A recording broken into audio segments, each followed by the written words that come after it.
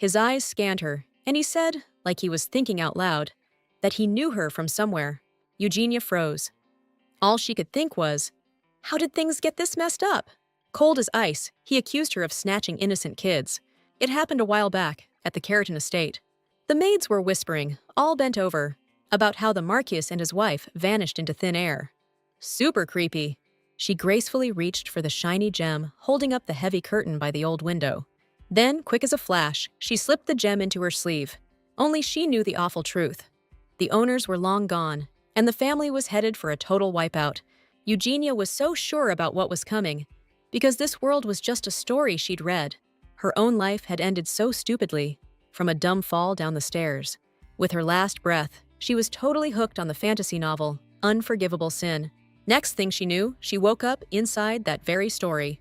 Joshua von Keratin, the main character, was the heir to an ancient Marquis family, loaded with history and power. But ever since he was a kid, his life had been one endless string of bad breaks. He hunted down the one who screwed him over, and he was out for some serious payback. The novel just cut off mid-sentence, and this was the exact moment Joshua's troubles started. The workers were complaining. Keratin wasn't paying them, because the Marquises had vanished. Joshua and his twin sister were sent to Selmia. The kids weren't getting fed. Nobody gave a damn about them. That really ticked off Eugenia, so she secretly started cooking for the twins. Ain't no way she'd forget Korean food. Bringing a tray of warm food to the kids' door gave the beautiful woman a sense of relief. She'd been helping the twins for days, but the creepy death rumors kept her from getting too attached. One death's enough. She wasn't ready to kick the bucket so young. Evgenia decided she was ditching the estate with the jewels and starting over fresh. The door burst open, and all the staff were ordered to assemble in the hall. The main character was stoked. The moment had finally arrived. The guy told everyone to shut their traps. He had a major decree from the Duke himself. Ever since the Marquis vanished, his family's been struggling to keep things afloat. The heir's too young, so the Keratin estate is going under the control of the Duke's royal family, which means all you servants are fired. After that bombshell, everyone totally lost it. Evgenia saw it coming, but the bottom line was, they were kicking her out with nothing. Luckily, her jewels were already stashed away safe. Good thing nobody gave a damn about her, so she could finally crash and get some decent sleep. Tomorrow's sunrise meant a fresh start. Evgenia was dead set on ditching this whole destined romance plot forever. The long-awaited morning of the next crucial day had arrived. Her eyes snapped open, blazing with unstoppable enthusiasm and the best, brightest mood ever. Stretching her arms overhead, she whispered, totally satisfied, that she'd finally gotten a sweet, peaceful night's sleep. This morning, with a fragrant hot cup of tea, was truly kind and calming. Just like Evgenia predicted, the servants grabbed the stuff and hauled ass out of the empty estate. So, time for Evgenia to bounce. She swore to start over, wipe the slate clean, with a pure heart, leaving everything behind. Except, inside the hastily packed suitcase, all she found were some basic clothes. A complex mix of surprise, bitter realization, and pure terror flashed across the beauty's face. She started frantically searching the room, desperately trying to find her priceless missing jewels. After a long and fruitless search, the beauty bitterly realized that all her treasures had been ruthlessly stolen. But in this crucial moment, she couldn't waste a single second. The girl rushed from room to room, but unfortunately, found nothing of value in any of them. She urgently needed to grab something, any valuable item at all. Evgenia hurried to the Marchioness's chambers, sincerely hoping to find some valuables there. The previous owner of this cursed body lived a wild life, spending money she just didn't have. The beauty froze when a voice near her suddenly asked if she was in the habit of taking things that didn't belong to her. Whipping around, the main character stared with genuine horror at the person who had unexpectedly entered. Standing right in front of her, arms crossed in a stern pose, was a young, serious-looking dude. Joshua von Keratin, scowling, declared that he wasn't buying any excuses. He grilled Eugenia, asking if she was planning to ditch him too, just like the other servants. In this super screwed-up situation, Eugenia had absolutely no clue what to do or where to turn. Apologizing, she bolted for the exit, but the little dude snagged her dress, stopping her cold. Eugenia begged him to let her go, but Joshua suddenly announced he had something super important to say. The kid was totally wiped, slumped into a chair, and then asked the maid to do the same. But Eugenia politely declined, explaining that her position didn't allow it. Joshua immediately yelled, ordering her to sit down, and the main character instantly obeyed. The young master confessed that he genuinely wanted to thank the maid for feeding them all this time. Eugenia insisted it was nothing, she was just doing her job as a simple maid. The main character added that working for the Keraton Marquis household had always been an honor for her. She was about to leave the house, but suddenly young Joshua called out and stopped her. The young master clearly hadn't said what was troubling his worried heart. "You think commoners can get away with disrespecting nobles?" Little Joshua snapped. In that instant, he realized the weight and recklessness of the words he'd just spoken. He quickly said that wasn't what he meant, because she hadn't laughed at them like the other servants. Eugenia clearly sensed the little guy's desperation, so she decided to hear him out one last time and offer support before leaving this estate forever. She knelt down in front of him and whispered with a warm smile that it was okay, and he could talk. The kid, voice trembling, confessed the Duke's knights could snatch him and his sister from the estate any day now. They wouldn't be able to fight back, and those guys would control their lives however they pleased. Joshua also knew for a fact that in a situation that messed up, nobody would genuinely care about them. So, to avoid that awful fate, the twins desperately needed the maid's help. With unconcealed pleading in his shaky voice, the young master begged Eugenia to become their legal guardian. Hearing this truly shocking news, the beauty froze, her mouth dropping open in stunned surprise. The girl immediately asked, confused, if she'd heard right, but Joshua assured her she heard him loud and clear. He decided to repeat his request one more time and hopefully asked Eugenia to listen carefully. Hearing the request again from the young master's lips totally threw the main character into deep shock. The beauty tried to explain that a simple maid like her would find it incredibly difficult to pull something like that off. Eugenia couldn't grasp how desperate Joshua was to ask a simple maid for something so impossible. In this messed-up situation, instead of making lame excuses, she decided to lay it all out for Joshua. Taking care of him and the young lady and staying hidden from the Duke, that takes serious cash. But Eugenia hadn't seen her measly paycheck in months, not even a red cent. If the young masters get sick or hurt, she wouldn't be able to pay for a doctor or get them medicine. Joshua totally got what Eugenia was trying to tell him. The main character was about to add something really important, but a sudden wave of sympathy washed over her, and she couldn't say a word. Instead, Eugenia bowed respectfully and sincerely apologized to the young master for not being able to help. It wasn't her who was supposed to take the kids. It was Eileen Blair, the youngest daughter of that bankrupt baron's family. Because of that, Eileen never found a match in society, and when she got older, she dedicated herself to the humble work of being a governess. Eventually, she found a place in the respected Keraton Marquis's house, where, teaching the twins, she was able to build a friendly connection with them. However, 6 months ago, with the Marquis's finances getting worse, Eileen was forced to leave her position. Then, Eileen found a modest job as a caregiver for an elderly lady in the backwoods, far from her old life. Hearing worrying news about the Marquis's family, she rushed back to meet with the kids. That's why Eugenia couldn't take on the role of guardian, because otherwise the story would deviate irreversibly from the plot she knew. For this reason, the maid, with a heavy heart, firmly stated that her time here had come to an end and she needed to leave. But suddenly, her ear caught a painfully familiar, alarming ringing, piercing the silence of the estate. The bells were ringing, but Joshua was still here, and Eileen was supposed to have arrived sooner. Eugenia decisively grabbed the young master by the hand and, breathlessly but insistently, asked him to follow her. The kid hesitated, thrown by her sudden rush, but Evgenia was flat out of time for explanations. Inside, the main character could already clearly hear the ominous bell tolling. Imagining herself 6 feet under, in a dark coffin, Evgenia realized she'd be damned if she let that happen. Joshua froze, stunned, when the maid straight up asked if he and his mistress were hiding in some kind of secret shelter. The kid was baffled how Evgenia knew, but she just pressed him, demanding to know exactly where it was. Turns out, when the maid brought meals, she noticed the twins sneakily disappearing in some unknown direction. Mustering his last bit of courage, the boy asked in a trembling voice if she would become their guardian if he told her the whole truth. The main character frantically grabbed her hair, desperately fighting agonizing doubts and inner conflict. Finally, she nodded decisively and, gritting her teeth, told the young master to hurry up and move forward. A radiant smile lit up the child's face, but Evgenia had already made up her mind. When Aileen came, the children would go with her. Joshua grabbed the blonde's hand, blurting out all excited that he trusted her completely. The secret hideout was super close, just a short walk straight ahead, and then around the next corner. Soon they were there.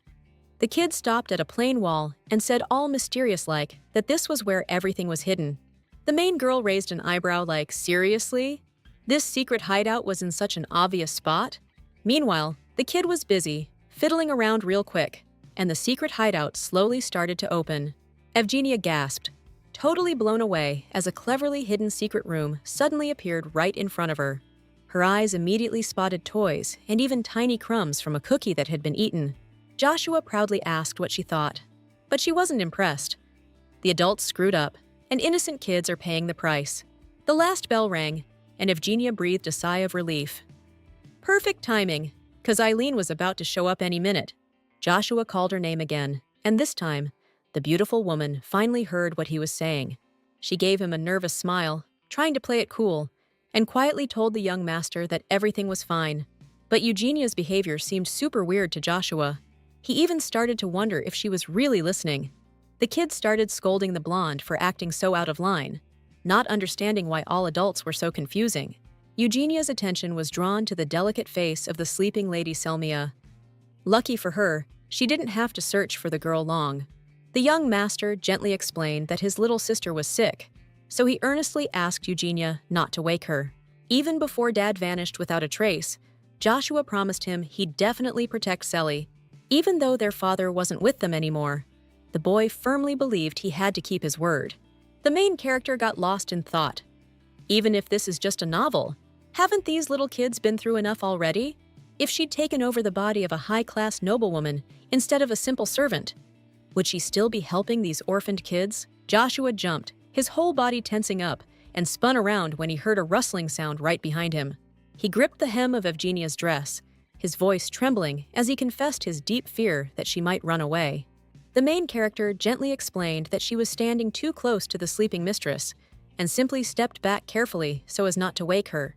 Evgenia decided to move to the other side, and Joshua immediately volunteered to join her, wanting to be close. The young master couldn't understand why the maid was laughing so infectiously, and the main character explained that he was very sweet. After these unexpected words, the kid instantly blushed, and then proudly declared that he wasn't sweet at all, since he was past the age where he'd seem that way. When Aileen arrives, the main character won't get another chance to see the young master's cute face. Sadly, if Evgenia becomes an integral part of the story, something terrible could happen, so it's better to leave. That's exactly what was supposed to happen, but for some reason, Aileen still hadn't arrived, so the heroine decided to wait a little longer. But time was rushing towards dusk, and the long-awaited guest was still nowhere to be seen. Seeing Evgenia's face, all hollowed out and worried, the young master looked at her, a little puzzled. The main character, unable to hold it in any longer, let a single tear escape down her cheek. Right now, she was tormented by one agonizing question. Why hadn't Aileen come back for the kids? Evgenia was starting to freak out for real. She had no idea what to do, because she was starting to think Aileen wasn't coming back at all. The truth was, the young woman really didn't want to take responsibility for the kids, because she was terrified of kicking the bucket again. But if she chickened out right now and ran, these defenseless kids could die all alone. Evgenia turned to the master, a look of determination on her face, and told him firmly that she needed to tell him something really important. She gave Joshua a smile and asked if he happened to have any cash on him. Suddenly, the boy stood up straight, looking determined, and announced with dignity that he didn't want to ask for help for nothing either. Walking over to the sleeping Selly, Joshua carefully reached under her soft pillow. There was clearly something hidden there. Then he pulled out some jewelry with shimmering gems, and holding them out, asked Eugenia to take it all. "Where did you get these treasures?" the main character asked the young master, her amazement obvious. Turns out, Joshua had secretly stashed away his mom's biggest jewels, so the other servants couldn't swipe them. Eugenia couldn't accept them, since they were the only priceless things the twins had left of their parents. Plus, these pieces were intricately engraved with the lily crest, the symbol of their noble family. Trying to sell these would immediately flag them as stolen goods. But right now, in her hand, Eugenia felt a ring with a fake stone. From what she knew, the Marquise got scammed when he bought it. However, the main character just couldn't break that harsh truth to Joshua, not wanting to crush the innocent kid's heart. The child exclaimed that Eugenia should just take them to the Grand Ace Empire, to Duke Harace's mansion, and then the jewelry would be hers. Joshua pleadingly added that the previous Duchess was the beloved grandmother's own sister. The main character gently returned the trinket to the young master. Then, with a wide, encouraging smile, she said that one ring was more than enough for her, which genuinely surprised the kid. Eugenia solemnly promised that she would definitely take the young master back to Duke Harace's estate. The boy's face immediately lit up, radiating pure, unadulterated joy. The heroes linked their pinkies, solemnly sealing the promise they made to each other in that way. But suddenly, Joshua yanked his hand away and unexpectedly suggested drawing up a written contract immediately. He quickly found a clean sheet of paper in the room and, with a sly, anticipating smile, asked Eugenia to sign it. The main character had a strange feeling like she'd been totally played, and she asked, confused, if she really needed to sign this. Eugenia couldn't hide her genuine shock the moment her eyes landed on the hefty million gold penalty. "You wouldn't just up and leave us, would you?" Joshua asked with feigned sadness. The main character, totally freaked, hastily signed the contract, just to stop the young master from bawling his eyes out. Then, after dotting all the I's and crossing all the T's, she dramatically handed the contract back to the kid. But before letting go completely, Evgenia said, super serious, that she had one major condition. Evgenia wanted the young master to call her his sister from now on, and nothing else. She explained they needed to be ready for anything, any crazy stuff that might happen, so they'd pretend to be siblings. But if he didn't want to, Evgenia would just take off. But Joshua immediately shouted that he was down with it. And then, kinda embarrassed, he called her his sister.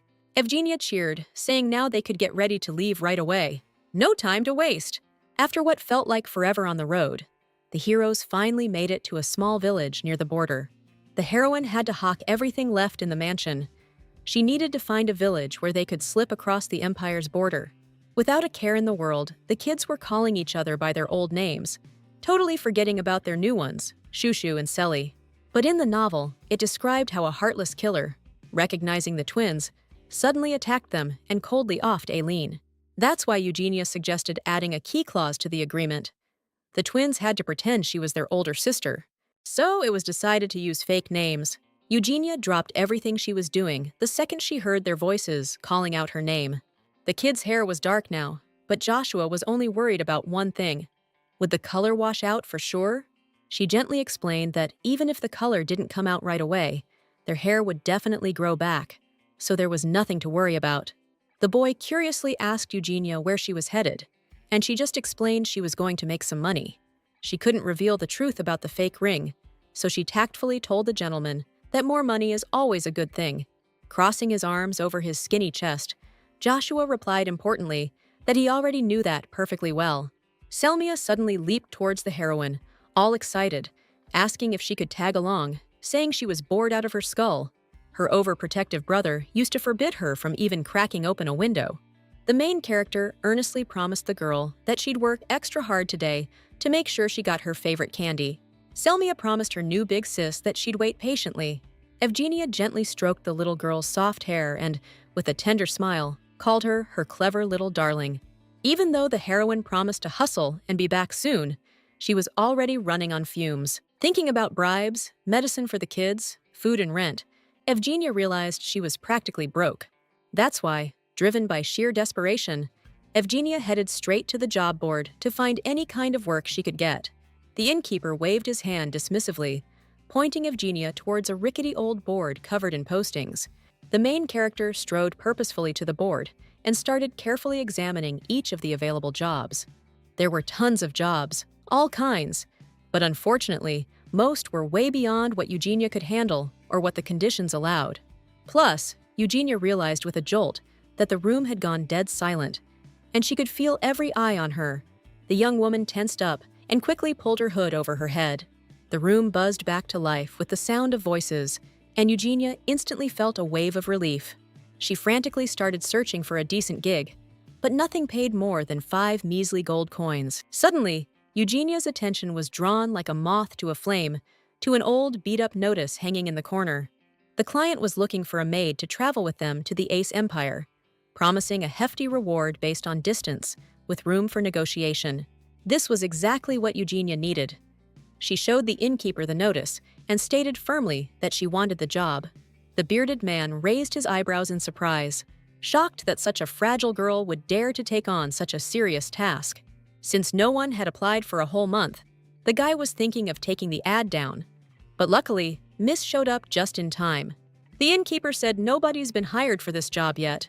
The guy told me he tried like hell to figure out why they weren't hiring anyone, but he got nothing. Since she was flat out of options, our girl was totally locked and loaded. After getting to the place, Eugenia told the woman she was looking to meet with Mr. Elvery, and the woman asked her to follow. On the way, the housekeeper kindly said that if she actually got hired, she'd be genuinely thrilled for her. The woman led Eugenia to the right room and warned her it might get pretty loud, so she might want to cover her ears. And then she suddenly started banging on the door and yelling her head off, demanding that Mr. Elvery open up. Soon, a sleepy guy in glasses appeared in the doorway, rubbed his eyes, and asked what was going on. As soon as this guy, Elvery, found out that she was there about the ad, he immediately smiled real friendly and introduced himself. The main character introduced herself back, but it struck her that her employer was way younger than she'd pictured. Elvery gestured towards the door, suggesting they head into the room first. Eugenia agreed, but the moment she stepped inside, she couldn't hide her genuine surprise and slight shock at what she saw. The place was a complete pigsty. The employer apologized to the lady for the mess, clearly embarrassed. He started looking for the best place to sit, and finally said that she could make herself comfortable anywhere she liked. Then the interview began. First, Elvery, in a serious tone, asked if she was absolutely sure what kind of job she was applying for. The main character, holding her own, replied that they needed a maid to accompany them to the Ace Empire. The hero confirmed the information and added that, no matter how close the country was, they would have to cross the border. But that wasn't a problem for Eugenia, which surprised the man, since people usually avoid assignments with long distances. The girl told Elvery not to worry, since she originally had a job lined up in the Ace Empire anyway. The man, frowning slightly, learned that this would be her first trip to that remote place. The main character proudly declared she had plenty of experience serving a master, so she wouldn't lose to anyone in that department. A serious determination blazed in Eugenia's eyes. She was ready to show off her unique skills from modern Korean society. Elvery, with a radiant smile, unexpectedly announced he was hiring her. The main character hadn't expected the whole hiring process to go so smoothly. The guy explained they'd be leaving soon, and since there were no other candidates, he was in a tight spot. Eugenia asked if she could bring her younger brother and sister, since they didn't have any other guardian. Elvery thought for a moment, then gave an unexpected answer. That wasn't a decision he could make on his own. The main character gave her employer a skeptical look. The hero said that she could meet with the master right now and explain her request. Then Eugenia realized that he wasn't the employer. As she climbed the creaking stairs, the girl asked if there was anything she should keep in mind. Elvery said I shouldn't pry into the boss's personal life or bother him. This whole thing is weird. The interview was too easy. They didn't ask much about me, and they've been trying to fill this position forever. Elvery knocked, and without waiting for an answer, shoved her into the room, catching her completely off guard. The main character gave a goofy smile and quickly apologized for being so clumsy.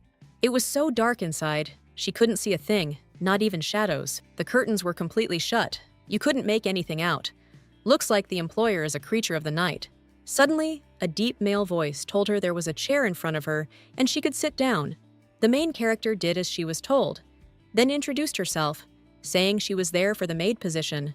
The guy, shrouded in darkness, didn't say anything, so, getting a little bolder, she asked what she should call him. The actual employer finally answered, saying his name was Enric. The main character, with a glimmer of hope, asked if she could bring her younger twin siblings on the trip. Henrik lit a candle, as the lady promised she'd take even the lowest pay, just so the master would allow it. The room instantly filled with a soft glow, and Eugenia could clearly make out the strong, masculine silhouette of a dark-haired man. The words caught in her throat. The main character couldn't tear her gaze away from this unbelievably handsome guy. Meanwhile, Henrik slowly pulled on his gloves, but even this ordinary gesture seemed incredibly appealing to Eugenia.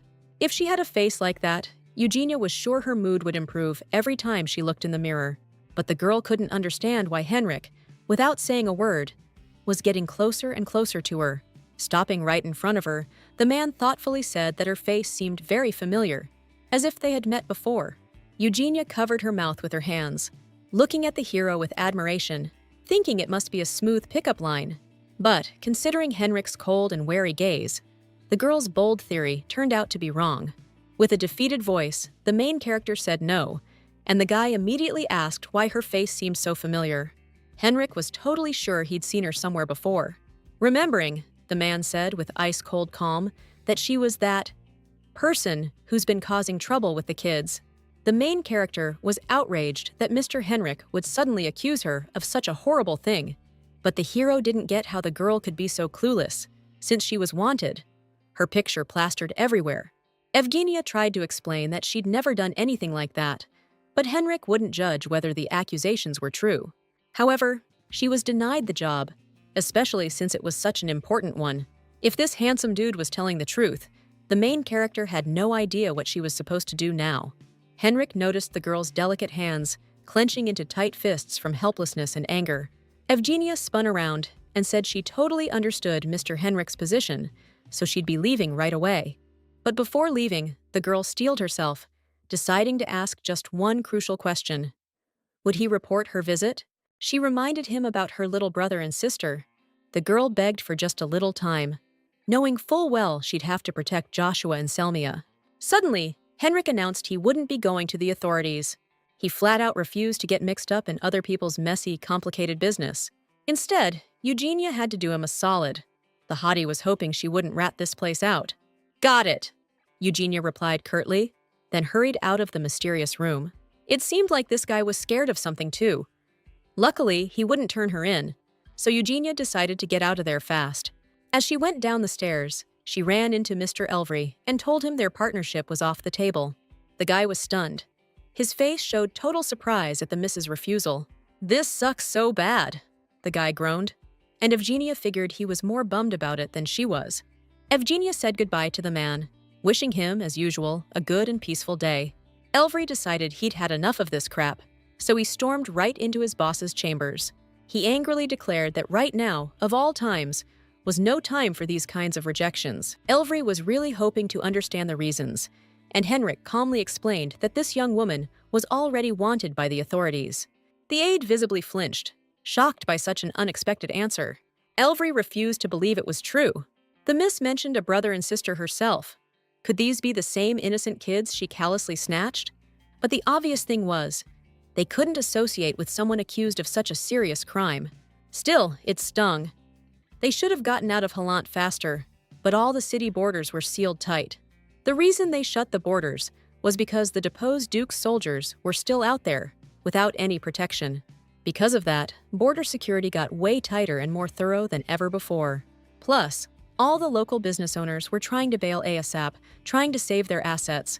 In a situation this messed up, two foreigners teaming up was bound to raise some serious red flags with the authorities. They're too short-handed to handle all the work, so they decided to look for one more person. There's a huge bounty on this girl. The poster even made it out to this remote backwater village. Elvery figures this girl's not just running from some random dude, but someone with a ton of power. She's gonna cause way more trouble than she's worth, and Enric doesn't have the time to deal with it. The dark-haired guy jumped when his assistant slammed an official document on his desk, requesting that he hire Miss Eugenia and sign off on it. Enric snapped, "Were you even listening to a word I said?" But Elvery pointed out, since she's wanted, she's gonna be super careful about what she says and does. He reminded Enric that he's always been a total badass, never once failing with his clever plans, so they could totally use each other to their advantage. Letting out a heavy sigh, the dark-haired guy said he shouldn't have even given Elvery the chance to say those words. He couldn't deny it. If he stalled any longer, things would just get worse, way worse. Finally, Enric caved, agreed, and immediately announced they were going after her, pronto. Elvery happily hopped down, while the dark-haired guy wondered if he should rethink his decision. Soon after, the main girl accidentally stumbled upon a wanted poster of herself. That handsome dude was spitting straight facts. She's now the most wanted criminal in the whole area. But luckily, Nobody in this tiny village knows anything about her.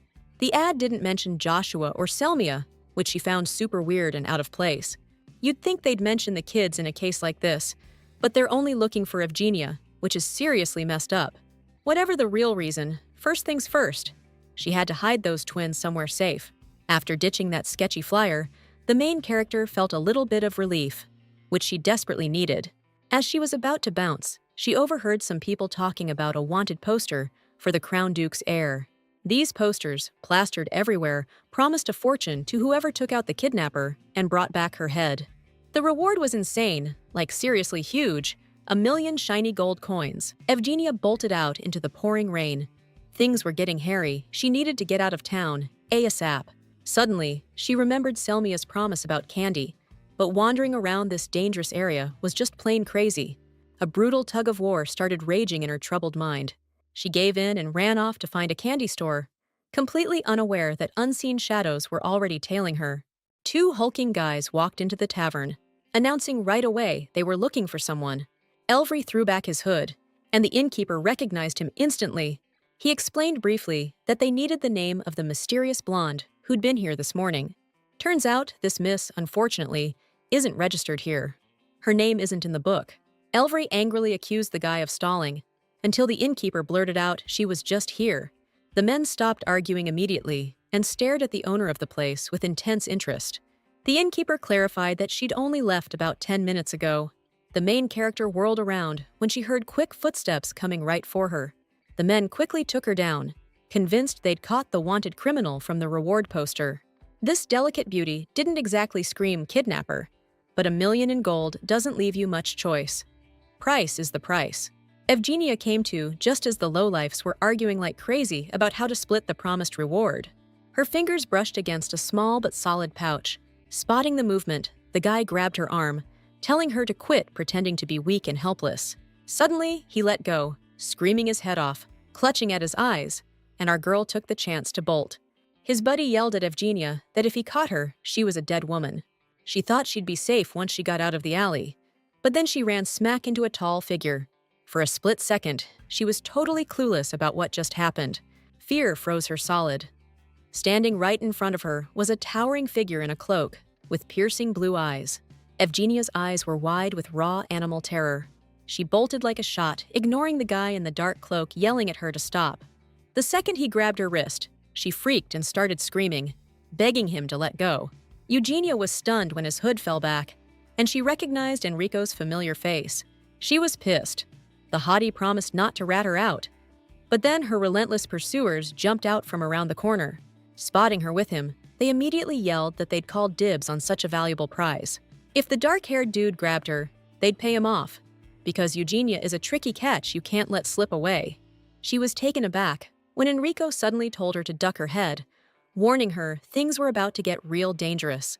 Then, firmly but gently, he pulled the scared blonde close against his broad chest. Eugenia froze, her heart pounding, when she saw a gun in his hand. The guys just laughed, all cocky, thinking the dark-haired dude was just pulling some kind of lame stunt. They had absolutely no idea how determined Enric really was. So, when he shot one of the guys chasing them right in the arm, they stopped laughing real fast. The dude with the scar on his face just screamed, totally freaked out by the agonizing pain. Both of those guys went down, passed out cold from sheer terror, and finally, the street went silent. Enric looked over at Eugenia, asking if she was okay, and she said in a shaky voice that she was fine. She was wondering why this guy was so desperate to find her, that he'd even bring a loaded gun. And even a silencer, Eugenia whispered, completely stunned. Enric raised an eyebrow, surprised she even knew what a silencer was. Eugenia explained that it reduces the sound of the gunshot, and he realized she knew a lot about weapons. But noble ladies usually aren't into that kind of thing. She responded that she wasn't from noble blood at all. Enric couldn't tell if she was playing dumb or if she genuinely had no clue. Only a handful of people knew about the new weapon, but a regular maid knew about a pistol developed just recently. That was messed up. Evgenia started thanking her savior, but Enric cut her off, saying he came to hire her. He decided to explain the details on the way, so he told her to stick close and follow him. Thinking it over again, Enric realized there was no guarantee this move wouldn't cause even more trouble. Elvery wouldn't let up, And considering Evgenia's situation, this decision seemed like the best and most fitting. This hotshot wanted to use her, but she didn't have a choice, because a better opportunity might never come along. So, with a heavy heart, Evgenia agreed to do exactly as he said. She froze when he looked like he was about to add something, but then he immediately started wavering, losing his nerve. Unexpectedly, Enric turned around, dropped to one knee, and humbly asked her to be his wife. Eugenia took it all super seriously and immediately started explaining that they'd just met. Plus, she has 2 young kids. Henrik asked her to hear him out and explained that things aren't looking good right now, since a lot of people aren't crossing the border much anymore. The main character, with a sinking feeling, guessed that soon all roads out of the country might be shut down. So, for the time being, the safest bet was to pretend to be a family, so as not to arouse suspicion. During the inspection, they'd need to play the part of a married couple, and the heroes decided to meet up later. Today, Eugenia almost got taken out because she was flagged as a person of interest. It sounded so crazy when he asked if the kids she was with were, taken, but luckily the guy bought it. With a shaky hand, Eugenia reached for the doorknob, but then she clutched it to her chest, trying to calm down so she wouldn't be trembling in front of the kids. Steeling herself, the girl walked into the room and asked the twins with a big smile if they'd been waiting for her. Selmia bounced over to the girl, grinning ear to ear when she saw the promised candy. The main character apologized, 'cause the sweets got a little damp, but the little girl just smiled and said it was totally fine. The girls noticed scratches on their sister's hands, and Evgenia explained she just took a tumble on the way. Joshua immediately started checking out the main character's hands, asking, all worried, how it happened. Evgenia apologized to the twins for bothering them. Then, her voice soft, she told Selmia to dig into the candy to cheer herself up. Out of nowhere, Joshua, frowning a little, asked Evgenia if she worked with that tall guy. The main character realized the young master must have spotted her employer through the window. But as soon as Joshua heard Evgenia wasn't sure who she was working for, he started chewing her out for being so careless. Selmia, not waiting for the argument to end, told her brother that her sister was doing way better than him since he had 0 social skills. Trying not to laugh, Evgenia playfully told them to lay off Josh, and the kid immediately piped up that he was just worried about her. The main character figured she needed to stop teasing the young master, or he was going to get really pouty. Evgenia knelt down next to Joshua and, looking him in the eye, promised she'd do whatever it took to keep their promise. Even if he's playing grown-up, no matter how you slice it, he's still a kid. Now, the main character decided to explain the job to the twins. Since the borders might be closing soon, they need to get out of the Dutchy ASAP. First, they need to head to the hotel where their employer's staying, like, right now. The kids started getting ready, and Evgenia remembered there was something important she wanted to say. And then, with excitement in her voice, she happily blurted out that she got hitched. "What did you say?" Joshua asked, totally thrown, and Selmia excitedly repeated the main character's words. The kid froze, like a statue carved out of marble, and the bag of candy slipped right out of his hands. "You just said husband?" Joshua exploded. Selmia immediately started congratulating her sister, her eyes sparkling with joy, asking if her future husband was hot. But Joshua wouldn't let it go. He couldn't understand how Eugenia could find a husband when she went looking for a job. The main character, trying to stay calm, explained that due to certain circumstances, she'd have a husband for a little while. But it was just an act. They have to pretend to be married for a few days. It's part of the deal with the employer, which will make their escape safer and easier. Even though they have to play house, at least they can ditch this dukedom without any trouble. Eugenia was worried about the twins' identities being exposed, so they needed to be extra careful. "Let's just hang in there a little longer," the girl said, and her gentle hug enveloped the twins, warming them.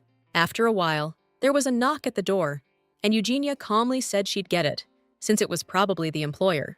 The theory checked out. Elvery and Enric were standing right there. The dark-haired one asked if she was ready, his eyes immediately dropping down. The main character was stunned to see the twins right beside her. Enric mused that black hair would definitely work. Elvery explained he was worried about what to do if the guys looked too different, because it could screw up the whole plan. If you look closely, meeting Evgenia's little brother gives off the same vibes as Enric. People will believe he's his kid. Joshua told her the marriage would be fake, but she never said anything about him being someone's son. He was pissed. Enric didn't care if the kid wanted to be his fake son or not. He just wanted everything to go smoothly. Looking away, Joshua said he could play the son. But why did the father have to be that dark-haired guy? The kid pointed at Elvery and exclaimed with childish innocence that this unsure-looking dude could be it too. Henrik said thoughtfully that the kid wasn't as patient as he'd thought. Then he added it was only for a few days, just a show for the others. When Henrik sees someone getting in the way, saying they can't handle something, he starts to wonder if he has the patience for it. Those words hit the kid hard, and he immediately shouted that there wasn't anything he couldn't handle.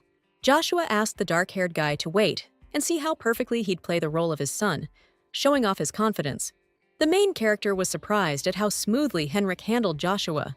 Even though they were a little late, now was the perfect time to introduce themselves, since they'd be spending some time together.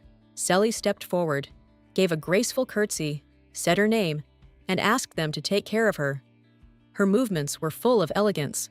Eugenia wanted to introduce Joshua, but the boy declared that the men didn't need to know. The main character knew the boy hated being called by his nickname, but right now, he wasn't showing any manners at all. Since Joshua refused to be his son, Eugenia sadly announced she'd be going alone then. Hearing that, the kid immediately bowed and introduced himself to the gentleman, calling himself Shushu. The men bowed back, and Elvery said with a smile that it was a very sweet name. Then he offered to carry the Mrs. Luggage, but Eugenia quickly replied that it was all right. She couldn't trouble him with such chores. Arms crossed, Joshua, acting like a little grown-up, told Eugenia to hand over the suitcases instead of trying to drag two at once.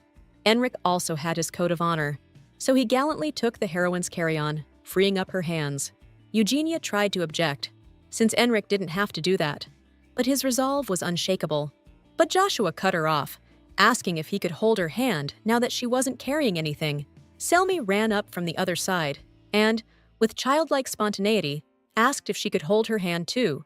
Soon the heroes arrived at their destination. Selly was excited about her new room, and Joshua said skeptically that it was nothing special. Henrik asked the miss to come up to his room after she'd unpacked. Once they were alone, Elvery said he doubted Eugenia kidnapped those kids, and the brunette agreed. The guy suggested they drop it, and the assistant agreed, happy they'd be leaving this godforsaken Halant soon. "We need to make it snappy," Henrik replied to his friend. Soon, the main character knocked on the door, and a smiling Elvery appeared on the threshold. Eugenia apologized, explaining the kids wanted to come with her, so they all came together. Joshua stated in a serious tone that they were competent enough to be at this meeting. Elvery said it was no problem, and with a charming smile, invited everyone inside. Everyone's roles are simple. Henrik and Eugenia are husband and wife. The twins are their kids, and we've decided Elvery is both the chamberlain and the coachman. Just in case, the brunette suggested changing the kids' names to throw off anyone who might be tailing them. Selmia raised her hand and asked to be called Selly, and Joshua, after thinking about it, asked to be called just Shu. Enric gave the names his approval with a nod. Elvery suggested Miss Eugenia come up with a name for herself, or choose one she usually goes by. The main character suggested the name Zhenya, but it was too close to her real one, so Enric asked her to change it. The young woman thought for a moment and suggested the name Hari, and the man agreed with approval. He stood in front of her, called her by her new name, and extending his hand, asked her to take care of him. Maybe it was because it was so long ago, but the girl felt awkward now that the old name had been said again. She reached out her hand in response, and likewise asked Enric to take care of her. Enric decided to clarify with Miss Hari if it was a nickname, but the girl said no, but she'd be able to respond to it quickly. It was the name she'd been called throughout her whole previous life. "Hari!" the guy called out, and she responded right away. "Looks like we're good to go." Since they've got everything sorted, Elvery said he'd get their IDs made up. Evgenia leaned down to the kids and explained they absolutely had to call her Mom. Selmia threw her hands up, stoked, and shouted she'd do her best. Joshua gave a more reserved promise too. Suddenly, someone started pounding on the door, and it sent a shiver of fear right through our girl. Could this person be here for her? The guys looked at each other and nodded, understanding each other without a word. "Who is it?" Elvery asked, walking to the door. He heard a woman's voice on the other side. He opened the door and saw the landlady. She hadn't found him on the second floor, so she'd come up to the third, even though he'd asked her not to. The woman explained that a bit of a situation had come up, so she just couldn't help herself. Turns out she burned her hand, so she can't make dinner, but she's offered us the use of her kitchen. The main character felt a wave of relief, realizing she'd been stressing out for nothing. Elvery told the hostess he couldn't cook, but Eugenia jumped right in and said she'd handle it then. And then she asked the kids what they wanted for a snack. Sally started rattling off a whole list, but her brother immediately shut her up and told her to pick the one thing she wanted most. So the little one chose pancakes with tons of whipped cream. The main character promised to make them and just asked them to hang tight. But after a while, Eugenia just couldn't wrap her head around what was going on. Why did Enric volunteer to help and even put on a pink apron with a teddy bear on it? It raised so many questions. The guy noticed Eugenia staring and called her out on it, and she immediately got flustered, saying she was just lost in thought. Miss tried to tell Enric that he really didn't have to help. The dude, like a total pro chef, chopped the veggies and said they'd get it done way faster together. This guy was seriously exceeding all of the main character's expectations. Once everything was ready, the girl called the kids to the table. In that short time, they managed to whip up some high-class dishes that now decorated the table. Sally was stoked, but Enric told her to take it easy, or she'd get a tummy ache. Suddenly snapping to it, Joshua decided to ask the guy a question. He knew things had been kinda crazy lately, but the kid didn't get why Enric was so sure the borders were closing. Joshua turned to Eugenia and asked if she knew anything. Turns out, right after the previous duke croaked last year, the Duchy of Hallant split into two factions. Benjamin, the previous ruler's bastard son, impersonated the heir, Shigel, to steal the throne. Word is, after seizing power, he became the duke's lackey. Things will only get worse until the hero's caught. Right about then, a couple of marquises, not aligned with any faction, went missing. A smart guy like Joshua can easily connect the dots. Enric explained that there's been a surge in criminal activity lately, which is why they need IDs. But even with that, two grown men are gonna raise suspicion, so they figured they'd create the image of a wholesome family. To be with his father during his final hours, he and his wife, Hari, returned to the duchy. Annoyed, Joshua immediately corrected Enric, pointing out that the wife is a fake. The dark-haired guy explained that it'll be enough to explain why Ace's people are in the duchy and trying to cross the border. The kid was taken aback when Enric suddenly shoved a ton of meat at him and told him to eat up. The man explained it'd help him grow big and strong, but Joshua, like a wildcat, snapped that he could handle himself. Elvery said getting Miss Eugenia's ID whipped up should take a week, tops. Also, they're meeting with some merchants to set up a fitting right after noon tomorrow. Gotta get her travel wardrobe sorted. Because looking like that, Eugenia ain't gonna pass for a noble. Since she's playing Enrico's wife, we need high-end fabrics, something that screams old money, so nobody questions her. Matching jewelry's the last thing, and the trickiest. Gotta be careful looking around, what with the kids and all. Matching jewelry's a big deal, like a wedding ring. It's a must-have for weddings on this continent. So Eugenia's gotta wear some seriously expensive bling, but getting that kind of stuff fast is a pain. She knew that, so she told the guys she could handle the matching jewelry. Said she got some from her late parents. The guys asked to see him, and Eugenia said they'd have to wait a bit. Joshua jumped when Eugenia suddenly knocked on the door. Once inside, the main character announced she had a favor to ask. Eugenia felt awkward, but she steeled herself and asked Joshua to borrow his brooch and pendant. They needed it so she and Enrique could pretend to be a married couple. The boy's eyes widened as the young woman started apologizing for even asking such a thing. The kid immediately said it was no big deal and handed the main character his late parents' jewelry. Eugenia hugged the boy tightly and promised she'd take good care of them and return them soon. Caught off guard, Joshua quickly pulled away and wished the heroine a good trip tomorrow. The next day, Eric and Eugenia set off for the city. The consultant happily greeted the esteemed guests and said they'd been expecting them. Precious fabrics, specially imported from overseas, had been prepared just for our heroes. The sales guy just didn't get why people were shopping for morning clothes. The main girl just burst into tears, and Enrico looked totally freaked out. The guy immediately snapped, saying the sales guy was being way too casual with customers. Evgenia quietly explained that her father had recently passed, so she was still grieving. The sales guy was panicking because she started crying again. Enrico grabbed the main girl's hand and dramatically declared he'd always be there for her, and she thanked him for his support. The sales guy started apologizing for his terrible blunder. Evgenia said it was no big deal. She just wanted to look at the outfits, and the store employees immediately went into overdrive. Soon they were showing her top-of-the-line fabrics that she was sure to love.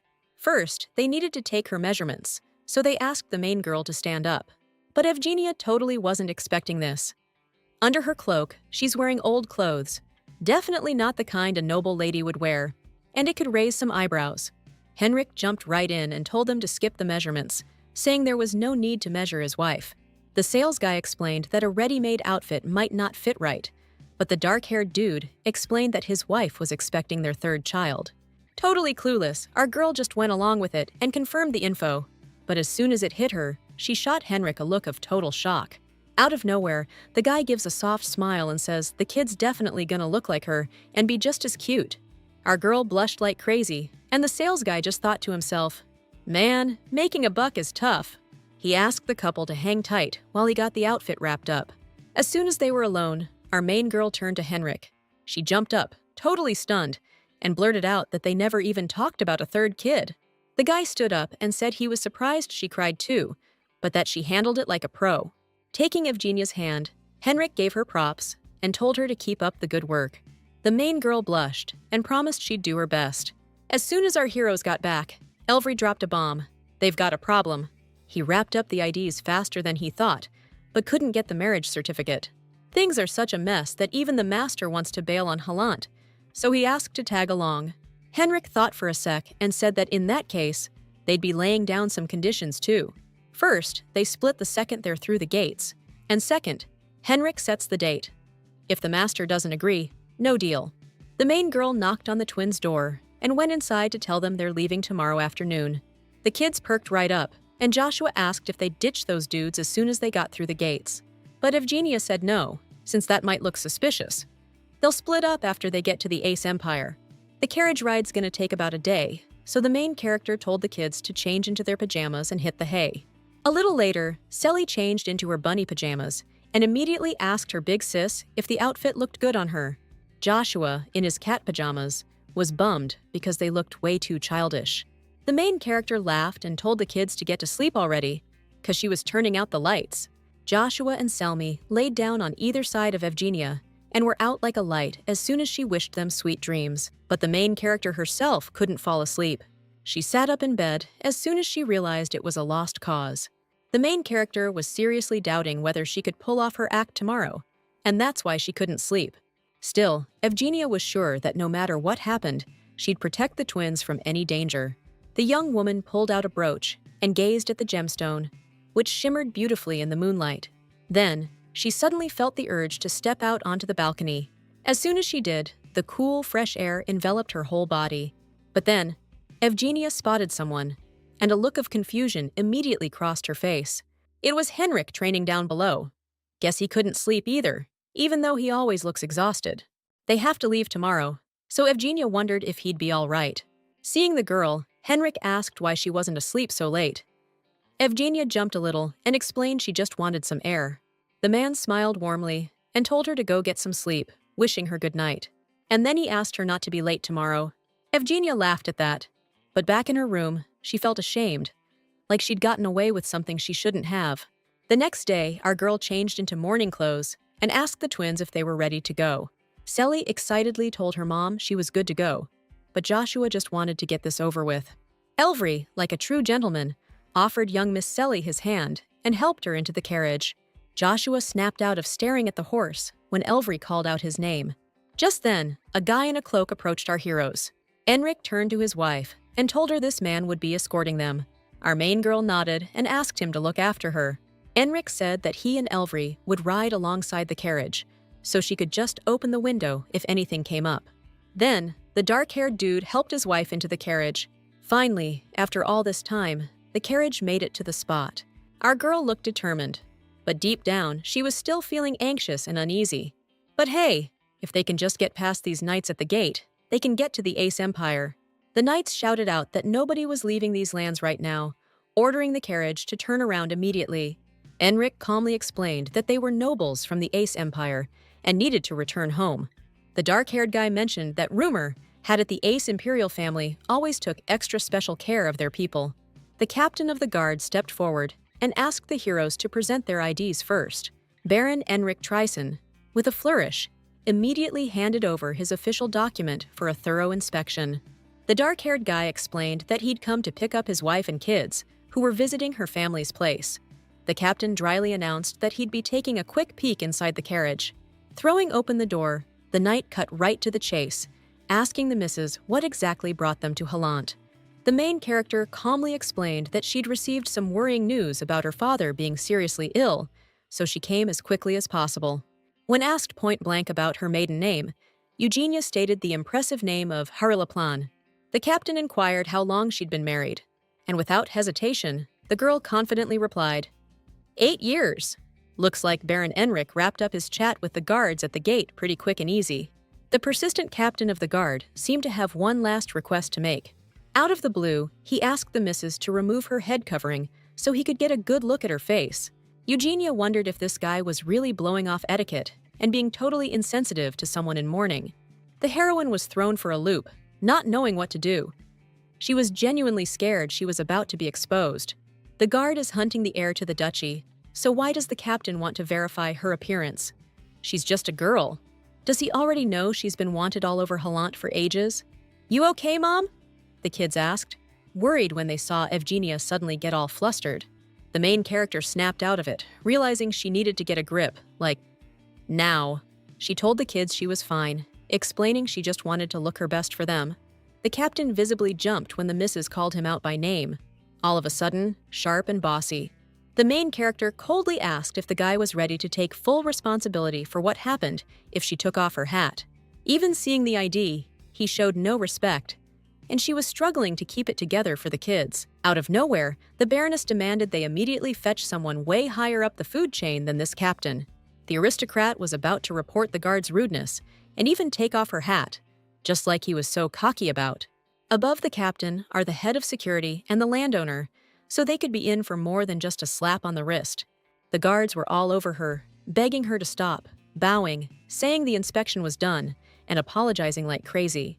The main character ordered the driver to get moving, now. As soon as that carriage door slammed shut, Evgenia felt a huge weight lift off her shoulders. Thank God that's over. The kids were already saying that dude gave them the creeps big time. Finally, the guard barked out the all clear, yelling for them to swing open those massive gates. The plan worked. They're actually getting out of here, leaving Halant in the dust. After a while, Enric expertly reined in his horse.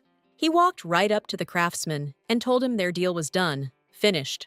Seeing the guy start to get all shifty and hesitant, Enric fixed him with a stare and asked what the problem was. Suddenly, the driver yanked the reins hard, and the horses bolted forward like a shot. Inside the fancy carriage, a sudden jolt sent everything into chaos. The main character yanked her trembling kids close, asking if they were okay. Eugenia had no clue what the heck was going on outside. No sign of Enric or Elvery. Could this be some dirty trick by that sneaky driver? The main character knew she had to protect the kids at all costs. She needed a way out, fast. So, Eugenia started racking her brain, desperately searching for any kind of solution. At that super dangerous moment, Enric and Elvery were riding like the wind, trying to catch up to the carriage. The dark-haired dude quickly pulled out a hidden pistol, his hand aiming, searching for the right target. His eyes went wide as soon as he saw the blonde girl risking her life. Eugenia, totally desperate, scrambled out and was hanging on to the roof of the carriage for dear life. "Get back in here now!" Henrik roared, demanding Evgenia climb back inside and fast. Just then, the sneaky driver saw the girl risking it all, hanging outside the carriage. So he floored it, trying to stop the brave beauty from escaping. Henrik yelled Evgenia's name, seeing she was barely holding on with one hand. Our girl sucked it up, and with her last bit of strength, grabbed the slick roof with her other hand. The dark-haired dude shouted it was crazy dangerous, and she needed to get back inside, pronto. He ordered Evgenia to get back in the carriage and protect the little kids. The main character took a deep breath, but she listened to Henrik. Once the blonde was back inside, the dark-haired guy told Elvery to back off a little. Then, without a second thought, he aimed for the sweet spot and fired. With incredible precision, the guy nailed the wooden wheel, blew a hole right through it. It instantly splintered in two with a deafening crack and went flying. The carriage screeched to a halt, and Henrik immediately peered inside to make sure everyone was okay. The main girl forced a smile and said she was fine, but asked him to get the scared kids out first. Henrik immediately ordered Elvry to carefully lead the frightened children out of the carriage, and then he extended his strong hand to Eugenia to help her out. "Hang on a sec with Elvry," the man requested. Once he was sure Eugenia was all right, Henrik headed straight for the coachman to figure things out. "Crap," the dark-haired guy muttered. "The coachman's dead. They even got to him. But how the heck did this information leak?" Suddenly, the main character shouted out Sally's name, all worried. Henrik came over to see what was up, and Eugenia exclaimed that Sally had passed out. The main character started shaking the girl, but to her horror, Sally started weakening right before their eyes. They needed to do something, and fast, or things were going to get seriously messed up. Eugenia carefully handed the unconscious Sally over to Mr. Elvry, begging him to watch over the little one. The main character frantically looked around, desperately searching for something that could help them right now. Her gaze suddenly landed on a familiar plant, whose fruit could be their salvation. Eugenia hurried back to the little girl, gently leaned in, and quietly asked her to open her mouth. Sally obeyed, and the main character squeezed a few life-saving drops of the fruit she'd picked into her mouth. Joshua, totally lost, asked in confusion what the heck she just gave his sister. The little one flashed a smile and whispered that it was super yummy. Joshua, hiding what he really felt, clenched his little hands into fists, and then, holding back tears, he yelled in frustration that his sister was a total bonehead. The little dude just couldn't bring himself to admit how freaked out he was. Selmia gently stroked her brother's cheek and said with a warm smile that everything was okay now. Enric asked if Celie was all right, and she said yes, that the girl was probably just in shock. But her fever should break soon, now that she's eaten that special miracle fruit. Still, the main character cautiously said that she'd better look for more of those healing fruits, just in case. Suddenly, Enric strode up to her, all business, and said he needed to talk to her, like now. "What in the world were you thinking, jumping out of a moving carriage?" the guy demanded, annoyed. "Seriously? She's got nothing to say for pulling a stunt like that?" Eugenia explained she couldn't let them get caught, so she decided to jump the coachman and take the reins herself. But Henrik was still scratching his head, wondering how someone so delicate thought she could actually pull that off. The main character pulled a little pouch of powder out of her pocket, the same stuff she used for self-defense before. But the dark-haired guy asked why she couldn't just wait for him. Couldn't she trust him at all? Looking down, Eugenia quietly replied that she'd already accomplished her main goal, getting them out of danger. They escaped the duchy, just like they planned, and she figured he just didn't need her anymore. Henrik came to the unpleasant conclusion that in her eyes, he was some kind of lowlife. Eugenia immediately blurted out that it wasn't like that at all. The man reminded her that according to their agreement, they were leaving Halant together and heading to the Ace Empire. It's his job now to get the lady back to the Empire safe and sound. If he can't do it, at least she should trust herself. Right away, Eugenia apologized like crazy, saying she never meant to offend him in any way. The main character wasn't so sure. I mean, she was just a nobody, totally unimportant. Because in this story, Eugenia was just a side character, not the main attraction. They could cut her role out at any time to make room for the hero. But when Eugenia, by some twist of fate, took Aileen's place, she faced a serious situation that could have ended badly for her. A desperate idea flashed through her head. Maybe she should make the ultimate sacrifice to protect Joshua and Selmia. Deep down, the main character seemed to think that's just how things were supposed to go. But suddenly, breaking the silence, Enric told Miss Eugenia firmly that she was way more important than she gave herself credit for. The hero insisted that sacrificing herself wasn't the only option. There were always other ways to deal with things. The fact that this young woman is now guardian to two defenseless twins is already a huge deal. All this time, the main character's been obsessed with how she could change the future that's been laid out for her. The funny thing is, it's actually Evgenia, not Aileen, who's the most crucial character in how the story unfolds. So what was she doing all this time, being so damn important? Laughing at herself, the main character realized her mistake, and, truly regretting it, called herself a total idiot. Enric calmly and understandingly replied that she just needed to come to that important realization herself. Out of nowhere, the man gently asked the girl to give him her hand. Turns out, the dark-haired guy noticed her palm was all beat up, so he carefully bandaged it with his handkerchief. Evgenia promised to wash and return the handkerchief, to which the man replied she was free to do whatever she wanted. The main character smiled widely and gratefully. then headed towards the kids with a light heart. As soon as they hoisted Joshua onto the horse, his whole face lit up. You could tell the kid was loving it. Now it was Evgenia's turn to mount the impressive horse, which looked like a freaking mountain to her. She gave it a real shot, trying with all her might to clamber onto the horse's high back. But she couldn't manage it. So Henrik gallantly offered his help, and the young lady didn't refuse. Before carefully placing his hand on her slender waist, the man, ever the gentleman, politely apologized. Then, without much effort, he easily and gracefully lifted the delicate blonde onto the back of the powerful steed. In that fleeting moment, their faces ended up way too close, creating an awkward intimacy. Thinking something she shouldn't, the main character quickly closed her eyes, totally flustered. Joshua looked at Evgenia quizzically and asked with a doubtful tone what she was doing. The girl hurriedly exclaimed that she was just super tired, so they should get going as soon as possible. Joshua started freaking out that Evgenia had a fever, but she told him she was totally fine. After driving a good chunk further, they stopped to camp out under the stars and immediately got a fire going. They'd have to sleep in pretty rough conditions for now, but nobody was complaining. The main girl was seriously glad she'd packed the luggage. 'Cause a sick kid can't sleep on the bare ground. No way! Henrik said he'd stay up on night watch with Elvery, so everyone else could crash. But the main girl doubted she'd fall asleep outside, so she figured she might as well get a head start on tomorrow's stuff. She needed to give Selmy another dose of medicine, and just in case, carefully check on Joshua. The young woman gently touched the brooch. The main girl didn't even realize when she drifted off into a deep sleep. Slowly opening her eyes, Evgenia vaguely realized that someone was quietly singing a lullaby nearby. But those weren't kids, they were sleeping peacefully. So yeah, she probably just dreamt it in her half-sleep. The main character sat up, and Henrik, without looking away from his post, immediately asked if she was awake. This guy still hadn't gone to bed. Turns out Elvery went scouting, so he needs to stay sharp. Eugenia offered to take his place, but Henrik refused, 'cause he was sure he wouldn't be able to sleep anyway. The main character asked, confused, if he was having trouble sleeping. Henrik nodded, confirming her guess, and admitted that this problem had been bugging him for a long time. But that doesn't mean the guy can't sleep at all, so she asked him to hang on a sec. She carefully pulled a small jar of mint oil and a few dried mint leaves out of her luggage. If you drink them as tea, they'll not only relieve fatigue, but also help you kick insomnia's butt.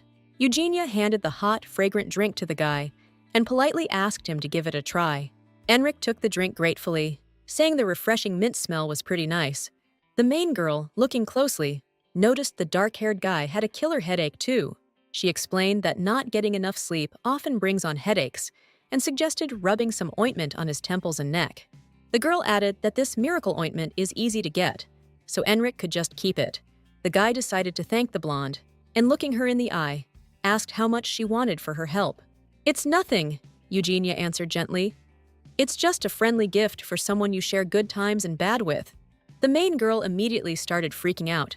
Remembering the difference in their positions, she couldn't call them friends. "Friendly?"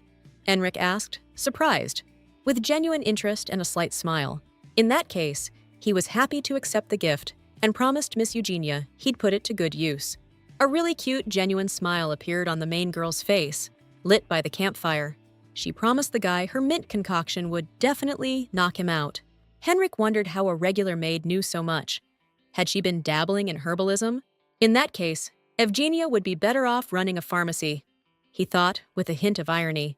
The main character explained that she'd craved a bright, fancy city life ever since she was a kid. After her dad died, she had no one to rely on and needed a job, so she came to the city, but she admitted she never actually studied herbalism. Henrik asked, surprised, "So when did she get so good at this stuff?" Evgenia just said he was asking too many questions. The guy smiled and replied, "Doesn't it make sense to chat in a situation like this?" The main character agreed, and after a moment's thought, revealed her late father was a renowned herbalist, though sadly, she never actually learned from him. Eugenia wasn't even allowed near the medicinal herbs. Those were her father's strict rules. Still, it's not the kind of skill you can pick up just by watching. So Henrik asked, a little skeptical, when she learned all this. Realizing she wasn't going to answer, the man gave a faint smile and said there wasn't much point in dwelling on it. Come to think of it, it is weird. Eugenia herself didn't understand how she knew certain things about herbalism. No matter how hard she tried to remember the smallest details of her childhood, nothing came to mind. Plus, she has zero memories before a certain age. She'd heard a strange story from her father a long time ago.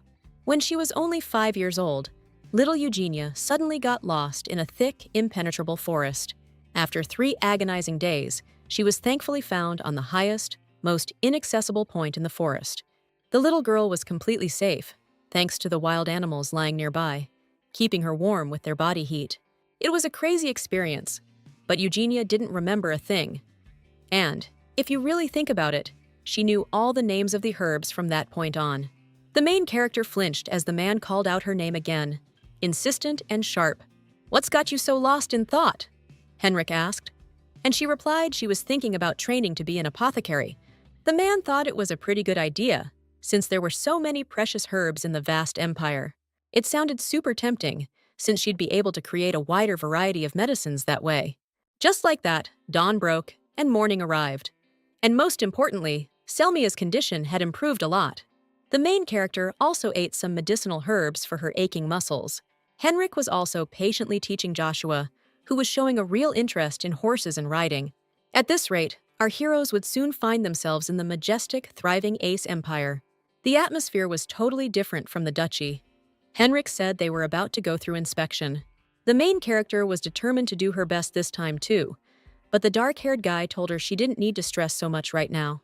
As soon as the guards asked the heroes to come closer, Elvry told the missus not to sweat it too much. The guard took the blonde's ID and, with a big fake yawn, asked for her husband's ID too. Henrik, without missing a beat, handed over his official document with a flourish. After reading the man's name and title, the knights immediately started apologizing and said it was an honor. The main girl was stunned by all this, and Henrik told her to step on it before things got even crazier. All this time, Eugenia was still totally bewildered, not finding any logical explanation for what was happening. Is it really that easy to get through? Late that evening, Joshua, like a wild animal, flat out refused any help, saying he could clean himself up just fine. Drying Selmia's damp hair, the main girl agreed, and then something suddenly caught her eye. At the very roots of the little one's soft hair, her natural color was starting to show. Eugenia wondered if she should dye it again, but she didn't really want to blow the rest of her cash on more dye. The girl explained to the little girl that her natural hair color had already grown out a little. She'd be able to ditch Enrique soon, so she asked the kid to hang tight for a bit. Elvry, after chugging a mug of energizing ale, was genuinely stoked to be back home and taste the flavor of his hometown. Enrique politely asked Miss Eugenia if she enjoyed it, and she replied that it was really delicious. The main character's attention was drawn to the man's hands. For some reason, he was wearing those fancy leather gloves again today, hiding something. Selmia, sitting next to her, let out a heavy sigh and said she was stuffed to the gills. It was so good. The little one even figured she could happily eat like that all day. Since the kids ate well, Enrique suggested they go first, but Joshua immediately piped up, asking what he meant by that. The guy calmly explained this conversation was for adults only, but the kid point-blank refused to leave. The boy flinched the second Eugenia called him by name, all sweet and suspicious-like. The main girl, trying to soothe things, promised the kids she'd explain later and gently told them to go. Joshua didn't argue anymore, and with a sigh told Sally to follow him and be good. The little one, beaming, wished everyone sweet dreams.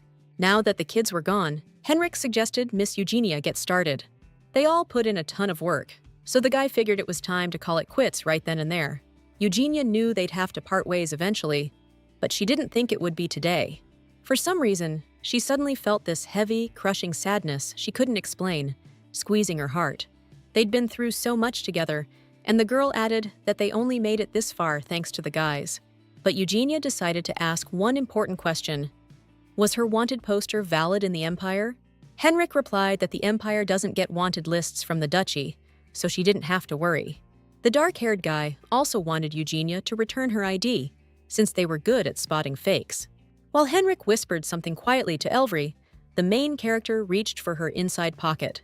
Then she handed over the document, and the man in return put a hefty sack on the table. Inside was the promised reward, and the main character was floored by the incredibly huge amount. Her face immediately broke into a wide, genuine, and indescribably joyful smile, and she thanked the man. Elvry still had things he needed to prepare, so he decided to take his leave first. Henrik took a pendant off his neck and held it out to the main character. He'd kept the necklace under his clothes, so it was in perfect condition. He'd taken good care of it. Eugenia asked if he was leaving right now, and he said yeah, kinda hesitantly, 'cause he still had stuff to do. The Empire's definitely safer than that treacherous duchy, but a little caution never hurt anyone. Henrik advised her to buy quality stuff and not flash it around too much, to avoid drawing attention. The main character replied, looking a little lost, that she'd definitely keep that in mind. Out of the blue, Henrik chivalrously suggested a stroll, and they headed together towards this huge, majestic tree. Eugenia was thrilled. She even got curious about how old this ancient plant was. This girl definitely knew about the gun, and since that was classified info, Henrik was going to have to report it. He reminded Miss Eugenia that last time, she seemed to say she knew something about guns. Henrik was really interested in one important question.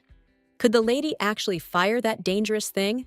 The girl immediately exclaimed, totally stunned, that no way, she'd never even seen a gun that close before. Back in the heroine's old life, if some regular Joe had a gun, the cops would be all over him in a heartbeat. She was totally lost why Mr. Enric was even bringing this up. The guy wanted to say he had some serious reservations about her, but then he glanced at Evgenia, her hair flowing in the sunset, and he just couldn't bring himself to do it. So, changing his mind, he said he wanted to loan her a weapon for her own protection. The main character laughed and told him not to bother, 'cause she'd never use it. Since she turned down the gun, the guy held out a black card and told her to take it. Evgenia asked, confused, wasn't that card supposed to be like a super valuable keepsake? The guy replied she could return the card at their next meeting, or in a year, whatever. At that point, the main character decided she'd just bury the card right here, under this huge tree. Enric, totally confused, asked what she was even doing, watching her weird antics. The blonde explained that the master could use this little stone tower as a reliable signal. But Enric said skeptically, if someone kicks this little thing, the tower's gonna fall apart instantly. But Evgenia said with a smile that the world isn't all bad, maybe nobody will mess with the tower. Enric froze, staring at the smiling heroine as she suddenly started thanking him for the time they spent together. Evgenia held out her hand and added that these sincere words came straight from the heart. The man hesitated for a second, but still reached out his hand in return, shaking her palm. He thanked the young girl, and on that nice, warm note, our heroes parted ways. Joshua asked Evgenia why she was back so late. The beauty apologized and gently asked the kid to go to bed. Unaware that he was burning with curiosity, Joshua was totally blindsided when he found out Evgenia was, entertaining some gentleman. He was bummed because they didn't even bother to say goodbye to him personally. The main character snapped to it and immediately reached into her pocket, remembering something important. Now she could return Joshua's pendant and brooch. Evgenia promised they took really good care of them. When you come, Evgenia suddenly heard in her head, like an echo. The main character's wide eyes immediately showed pure, unadulterated confusion. The young woman thought Joshua said it, but the kid immediately insisted he hadn't said anything just now. Then Evgenia thought Selmia was talking to her, but the boy said he didn't hear anything either. Joshua chuckled and added sarcastically that, that kind of thing happens to old folks. Even if Evgenia's only 21, she's way older than Joshua. So from his point of view, she's practically ancient. The main character smiled genuinely, feeling warm inside, knowing the kid was finally comfortable around her. Evgenia tucked the kids in and figured she should do the same, since she had a ton to do tomorrow and needed an early night. But sleep just wouldn't come. The main character was nagged by a persistent question. She definitely heard that question. When are you coming back? It seemed like that voice was the same one Evgenia heard in her last dream. But this time, she knew she wasn't imagining it. Evgenia yawned wide and realized it had been ages since she'd slept in a real bed. For the first time in forever, it felt so soft. So sleep quickly took over, pulling her into dreamland. The next day arrived, greeting our heroes with its bright new rays of sunshine. Selly happily told Evgenia she wanted to eat that weird thing on a stick, the one called cotton candy. The main character explained to the little one that she had to eat everything on her plate first. But the little one wanted to try other treats too, so Eugenia suggested they share. Eugenia started to freak out because she had no idea where Shushu had wandered off to. Turning her head, the young woman spotted the boy, standing in front of the smithy again, staring at the shiny forged swords.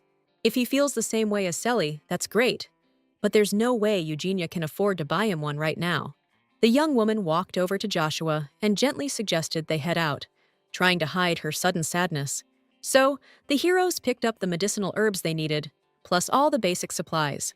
Next, they confidently headed towards the information bureau. Stepping inside, Eugenia asked the friendly clerk if they had any maps of the vast Ace Empire. The main character explained to Joshua that they needed to figure out which road led to the Duke's lands. With a slight smile, the clerk immediately brought over what Miss Eugenia had requested. As soon as Evgenia and the kids stepped out onto the lit street, Selly spotted something super interesting. Suddenly, the little girl bolted, saying she was going to go check it out. Evgenia and Joshua both yelled at the same time for her to stop running right now. The little one froze in her tracks, like she'd hit a brick wall from their sudden loud shout. Then she grabbed her ears and yelled, asking why the grown-ups had to be such nags. She was genuinely ticked off that Evgenia and Joshua were, in her opinion, acting the same. The main character chuckled good-naturedly and patiently explained to Selly that if she fell, there'd be trouble. The little one immediately threw herself into Evgenia's warm embrace. Before bedtime, the girl showed the kids on the map the village where they were stopping for the night. Joshua was surprised to see how huge and sprawling the Jurassic Duchy was on the map. There's a good chance the twins' great-aunt's place is in the imperial capital. Selly, all bright-eyed and curious, shot her hand up and piped up that she had a burning question. She quietly asked if they were going to take a carriage again. After what happened, a carriage ride would be rough on Selmy. But since we're not in the duchy, it'll be a quick trip. After thinking it over, the blonde told the kids they'd be taking a high-speed train. To her delight, the kids were stoked. Eugenia was happy to see them smile, but once she drops off the twins, her job's done. The girl couldn't help but shudder at that depressing thought. Once they part ways, she'll go right back to her old, lonely life. Even though the main character used to want that, she's going to be super, super lonely. But Eugenia decided not to dwell on that sad future, trying to shake off the gloomy thoughts and live in the moment. She gently ruffled the twins' hair and told them it was time for bed. The train to the Duchy of Harasia leaves in 15 minutes, so all passengers, please board. Two tall, imposing men stared intently at the twins. The kids, in turn, got spooked by the sudden and intense stare from these strangers. The conductor, noticing their fear, reassured Miss Eugenia not to worry too much. Even though these guys look so serious, they're actually just here to escort you. The conductor politely led the passengers to a comfortable compartment and showed them where they'd be sitting. As soon as the train slowly started moving, the kids' faces lit up with genuine excitement. It was a first for them. Eugenia was finally leaving this place. Once she's gone, she'll have nothing to do with Enrique anymore. This sudden thought unexpectedly filled her heart with inexplicable sadness and longing. The blonde slowly turned her gaze to the window, taking in the picturesque sunset sky. Only one question raced through her mind. Would she be able to meet that person in a year? Soon, the train pulled into the bustling station of the Jurassic Duchy. Maybe because of its northern location, it was way colder here than little Joshua could have imagined. The main character suggested they prepare thoroughly first, before heading to the Duke's magnificent mansion. She explained that they had an important meeting with a noble lady coming up. To wary Joshua, it seemed a little sus, but with a sigh, he reluctantly agreed anyway. Already settled in a cozy hotel, the main character opened her travel trunk, where she'd definitely packed her clothes. Suddenly, with a slight pang, Eugenia realized she'd totally spaced on returning Enrico's handkerchief, the one he'd so kindly lent her. What to do? The girl wondered to herself. Once Eugenia gives that back too, there'll be absolutely nothing left to remind her of that wonderful man. Anyway, that's a year from now, so she decided not to get upset or start grieving early. The main character got a real fright when Joshua suddenly shouted her name. He called Eugenia a few times, then asked what they should do now, but she immediately apologized and said she'd be right back. Little Sally ran up to the girl, looked her in the eyes, and asked if she could come along. But unfortunately, the main character had to say no to the little one. Still, Eugenia sweetly promised that they'd definitely all go for a walk together tomorrow, or the day after. Joshua said that he and Sally would be waiting for her, so she needed to get back as soon as possible. And the boy also told the blonde to watch where she was going, so she wouldn't fall or follow any strangers offering treats.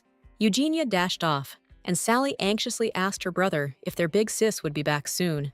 Joshua reassured his sister, saying it wasn't just anyone. It was their Evgenia, and she always keeps her word. Right now, we need to talk about something super important.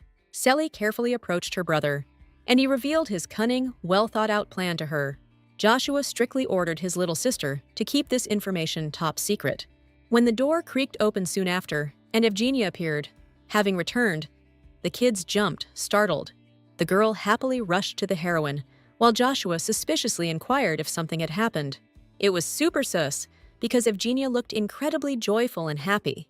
The main character showed a couple of small vials of liquid and offered to help the kids get their natural hair color back. The best time to do it is right now.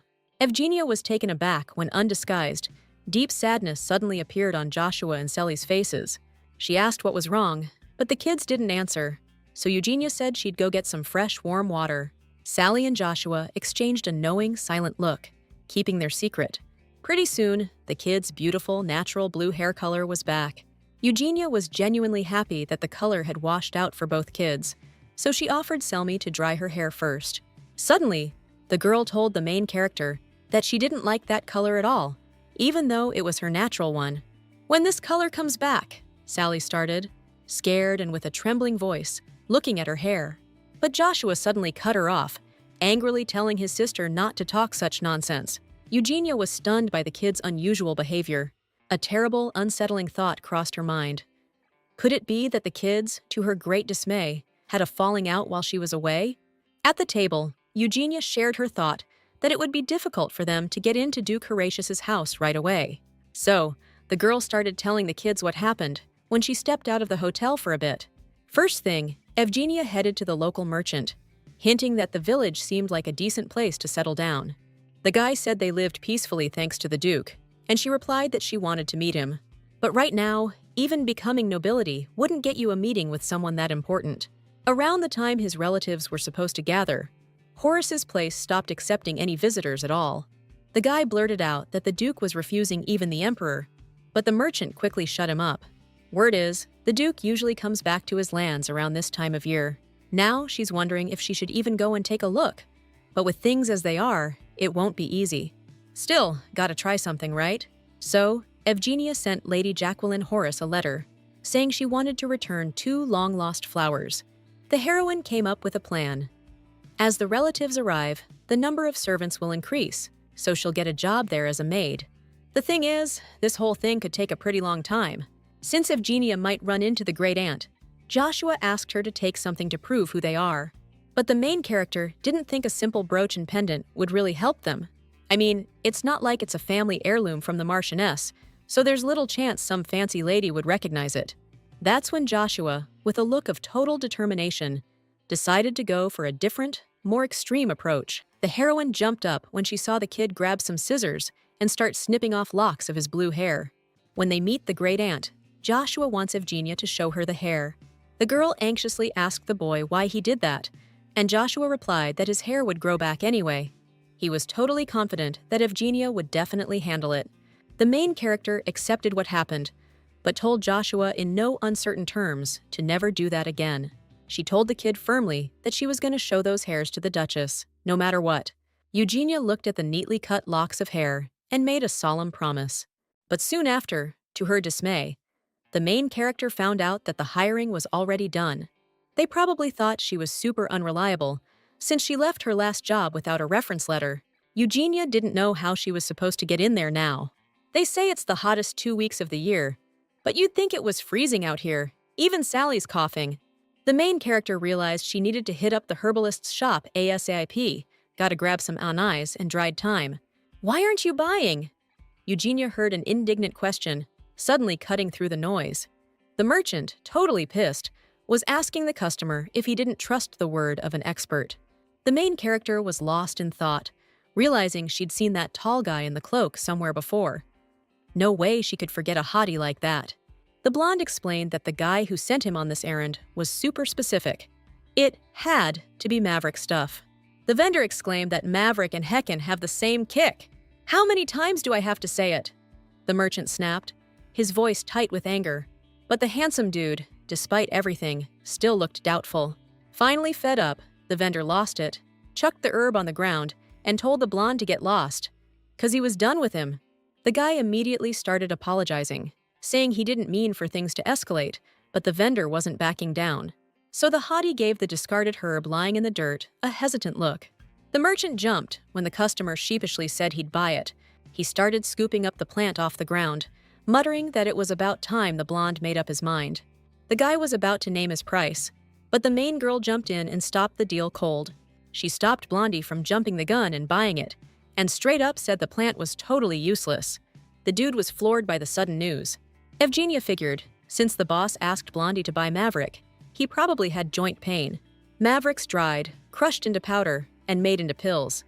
It's an old folk remedy to ease arthritis pain. Heckin might look similar, but it's a completely different medicinal plant with totally different properties.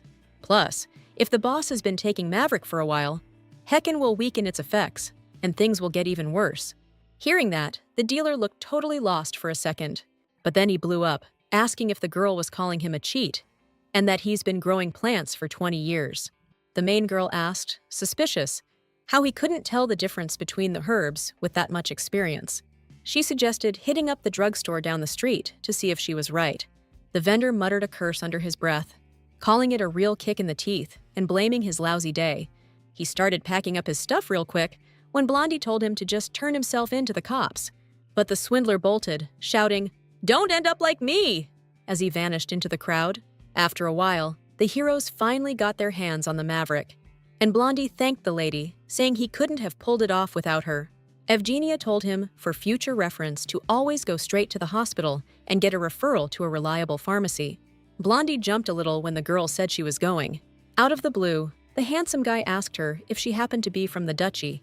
The main character asked, totally bewildered, how he could possibly know that. Turns out, her accent's a little different. A regular Joe might not catch it, but he picked up on that unique duchy rhythm. If this guy's from the duchy, he probably knows that Eugenia's wanted right now. Blondie really wanted to thank the lady, so he asked her name, but she said she hadn't done anything special. So, it was time for her to go. She didn't want to stick around. The dude gently but firmly grabbed the ribbon on her dress and asked her to wait a sec. The guy kept insisting he wanted to repay her, and eventually, Eugenia gave in, asking him to let go of her. Blondie immediately started apologizing for grabbing her without permission, saying he acted out of line. She might think it was just a simple favor, but she really helped him out. "Maybe you don't believe me?" the guy asked with a soft and charming smile. The main character hesitated a bit with her answer, but the handsome guy already knew everything from her expression. A total stranger asking for her name, grabbing her, and talking about rewards. Anyone would be thrown for a loop. The blonde guy said he works for the powerful Duration ducal family. He's low level, but he can vouch for who he is. Hearing him say that, the main character froze in her tracks. The guy repeated himself. He wants to repay her for her kindness, because of which he won't be in deep trouble with his family. Looks like this dude really has no clue that Eugenia's currently wanted. The heroine decided to seize the opportunity and explained she's having a hard time finding a job right now. So, she asked if he could maybe inquire about any openings with the Duke's prestigious family. The guy grinned and promised he'd look into everything thoroughly for her. Eugenia was stoked when she heard it would only take a couple of days. The blonde suggested meeting back here at noon on that day. The main character gave him a wide, genuine smile, then thanked her new acquaintance. The blonde froze, staring at her radiant smile, like he was under a spell. So, finally getting some guts, he asked her again what her name was.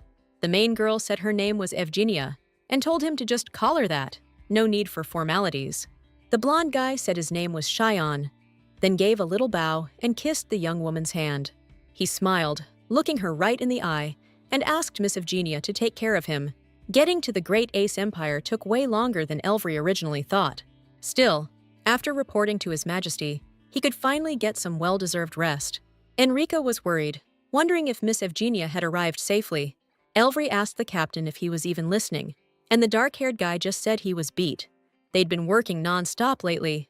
Things were probably way better when they were with Miss Evgenia. The captain was planning to see His Majesty right away, so he told Elvry to wait for him in the reception room. Henrik entered the throne room and gave the emperor a respectful bow. His Majesty praised the hero, admitting he'd been sweating bullets since he was later than expected. If Henrik had screwed up, the Emperor wouldn't have been able to face his old man's wrath. The dark-haired guy sincerely apologized for causing him so much worry. Captain Shatton, the valiant Henrik, has returned after completing a tough mission assigned by His Majesty. He's stashed it somewhere safe and is keeping it protected. However, the hero, unfortunately, wasn't able to complete the additional task the Emperor gave him. Henrik couldn't find the mysterious seal of the late Duke, despite all his efforts and the long search. The people who agreed to help them met with a terrible fate, so the location of the seal remains a mystery. But after checking out Hallant, Henrik figured out that he doesn't seem to have found the seal either. The Emperor figured she was stashed somewhere that would be a real pain for my guy to find. His Majesty wanted to know if there was anything else important he needed to be clued in on. Henrik remembered his chat with Miss Eugenia about the piece, but decided to keep that under wraps for now. Instead, the guy decided to bring up something else entirely. Henrik was finally ready to hang up his spurs and leave his post at the court. He brought it up with the Emperor again. It had been 3 years since his first, failed attempt to resign. But the Emperor hated the thought of just letting his top warrior from the Chaitan elite squad walk away. So, His Majesty decided to send the captain on leave and suggested they revisit the conversation after he'd recovered. But that wasn't the answer Henrik was hoping for. The Emperor got to his feet, gave a firm nod, and declared that's exactly how it was going to be. So, Henrik said he'd go, and His Majesty nodded, leaving the rest to the captain. The dark-haired dude figured it was best to put off that big talk for a while. Next time they met, Cheyenne had good news for the main girl. He could hook her up with a job, but it wouldn't be a great gig. The young lady would be stuck in the laundry, washing dirty clothes all day. Still, Evgenia was happy with anything. She was just thrilled that Mr. Xian had come through for her. The blonde guy said there was a chance for an interview right now. They could head over to meet the head maid ASAP. The main girl chugged the rest of her tea in a flash. Then she put the empty cup on the table and, smiling, explained that was her usual, everyday speed. Now they could head to the Duke's mansion without wasting a second. The young girl didn't even see the guy walking ahead and accidentally bumped right into him. Eugenia started to fall fast, but Xian, with crazy reflexes, managed to catch her. She was stunned, her hands right on his rock-hard chest, and she quickly thanked him for the save. Then, snapping out of it, she pulled away fast, trying to hide how flustered she suddenly felt. Soon, our heroes arrived at Duke Harris's mansion. Eugenia had to nail this interview, so the kids could get through here safely. Cheyenne explained this was the servants' quarters, where all the staff and the head butler lived. First thing, the blonde smoothly escorted her to the head maid's room. Then, Cheyenne politely knocked on the door and quietly announced it was him, waiting for a response. As the door slowly opened, a look of total surprise flashed across our heroine's face. For some reason, the head maid herself opened the door and, smiling, announced she'd been expecting her. The main character introduced herself right away, and the head maid replied that her name was Leah. The woman suggested they go inside and talk there first, and asked Mr. Xian to head to the butler. To Evgenia, it sounded like a polite but firm request to leave. Cheyenne totally got the hint, and smiling, wished the ladies a good and productive chat, then quickly took off. The head maid, looking serious, asked Miss Evgenia to have a seat to start. Since the young lady had worked as a maid in an aristocratic family before, she should have a letter of recommendation. However, Evgenia said that she wasn't able to get one. It was a situation where she had to leave her previous job urgently, so she doesn't have that kind of document. Just like the heroine thought, it's going to be tough. You need a letter of recommendation to get a job with a noble family. The head maid decided to lay it all out for Miss Evgenia, straight up. We finished hiring 2 months ago, so hiring Miss Eugenia now would look like favoritism. But Mr. Xian really put in a good word, and Mrs. Leia made it tough to refuse. Still, she doesn't even have a letter of recommendation, so it's a bit tricky, no matter how you slice it. Eugenia understood exactly what the head maid meant. She couldn't hire her permanently. Out of the blue, the woman announced that it would be difficult to give her a permanent position. However, the woman decided to give Eugenia a temporary spot until all the guests had left. For now, you'll be working as a laundry maid. It's hard work, but if you're up for it, sign here. The main character did everything and promised with determination to give it her all. In that case, be in my office tomorrow, sharp at 8 a.m., no late arrivals. Eugenia bowed respectfully and thanked her boss profusely, asking her to take care of her. The next morning, she tried to sneak out, but the kids woke up anyway. They wanted to see her off, even though she told them to go back to sleep. Still, she couldn't help but feel good about it. She started showering Sleepy Sally with kisses, but Joshua immediately yelled that he was passing on the smooches. She just patted the little tough guy on the head. The boy sternly told her to eat well, make friends at work, and respect her superiors. She was grateful that Joshua cared so much. She promised she'd do her best. Even though she said that, she was freaking out. It was her first day, she couldn't mess this up. She prayed for the courage to get through it. The head maid clapped her hands and told everyone to listen up. She introduced Miss Eugenia, saying she'd be working with them from today on. The main character smiled and promised to do her best. But she got a frosty reception. Eugenia thought they could at least acknowledge her. With the introductions over, the head maid told everyone to get back to work. The main character asked, looking lost, what she should do. A girl with red pigtails shoved a bucket of laundry at the blonde and told her to hang it anywhere there was space. Be careful though, don't damage anything. It's worth more than the laundry lady makes in a month. Eugenia reminded herself that she had to try hard for the kids. The maids started gossiping about how the master would be back soon, and they'd finally get to see his handsome face. No way the master's that hot, Evgenia thought to herself.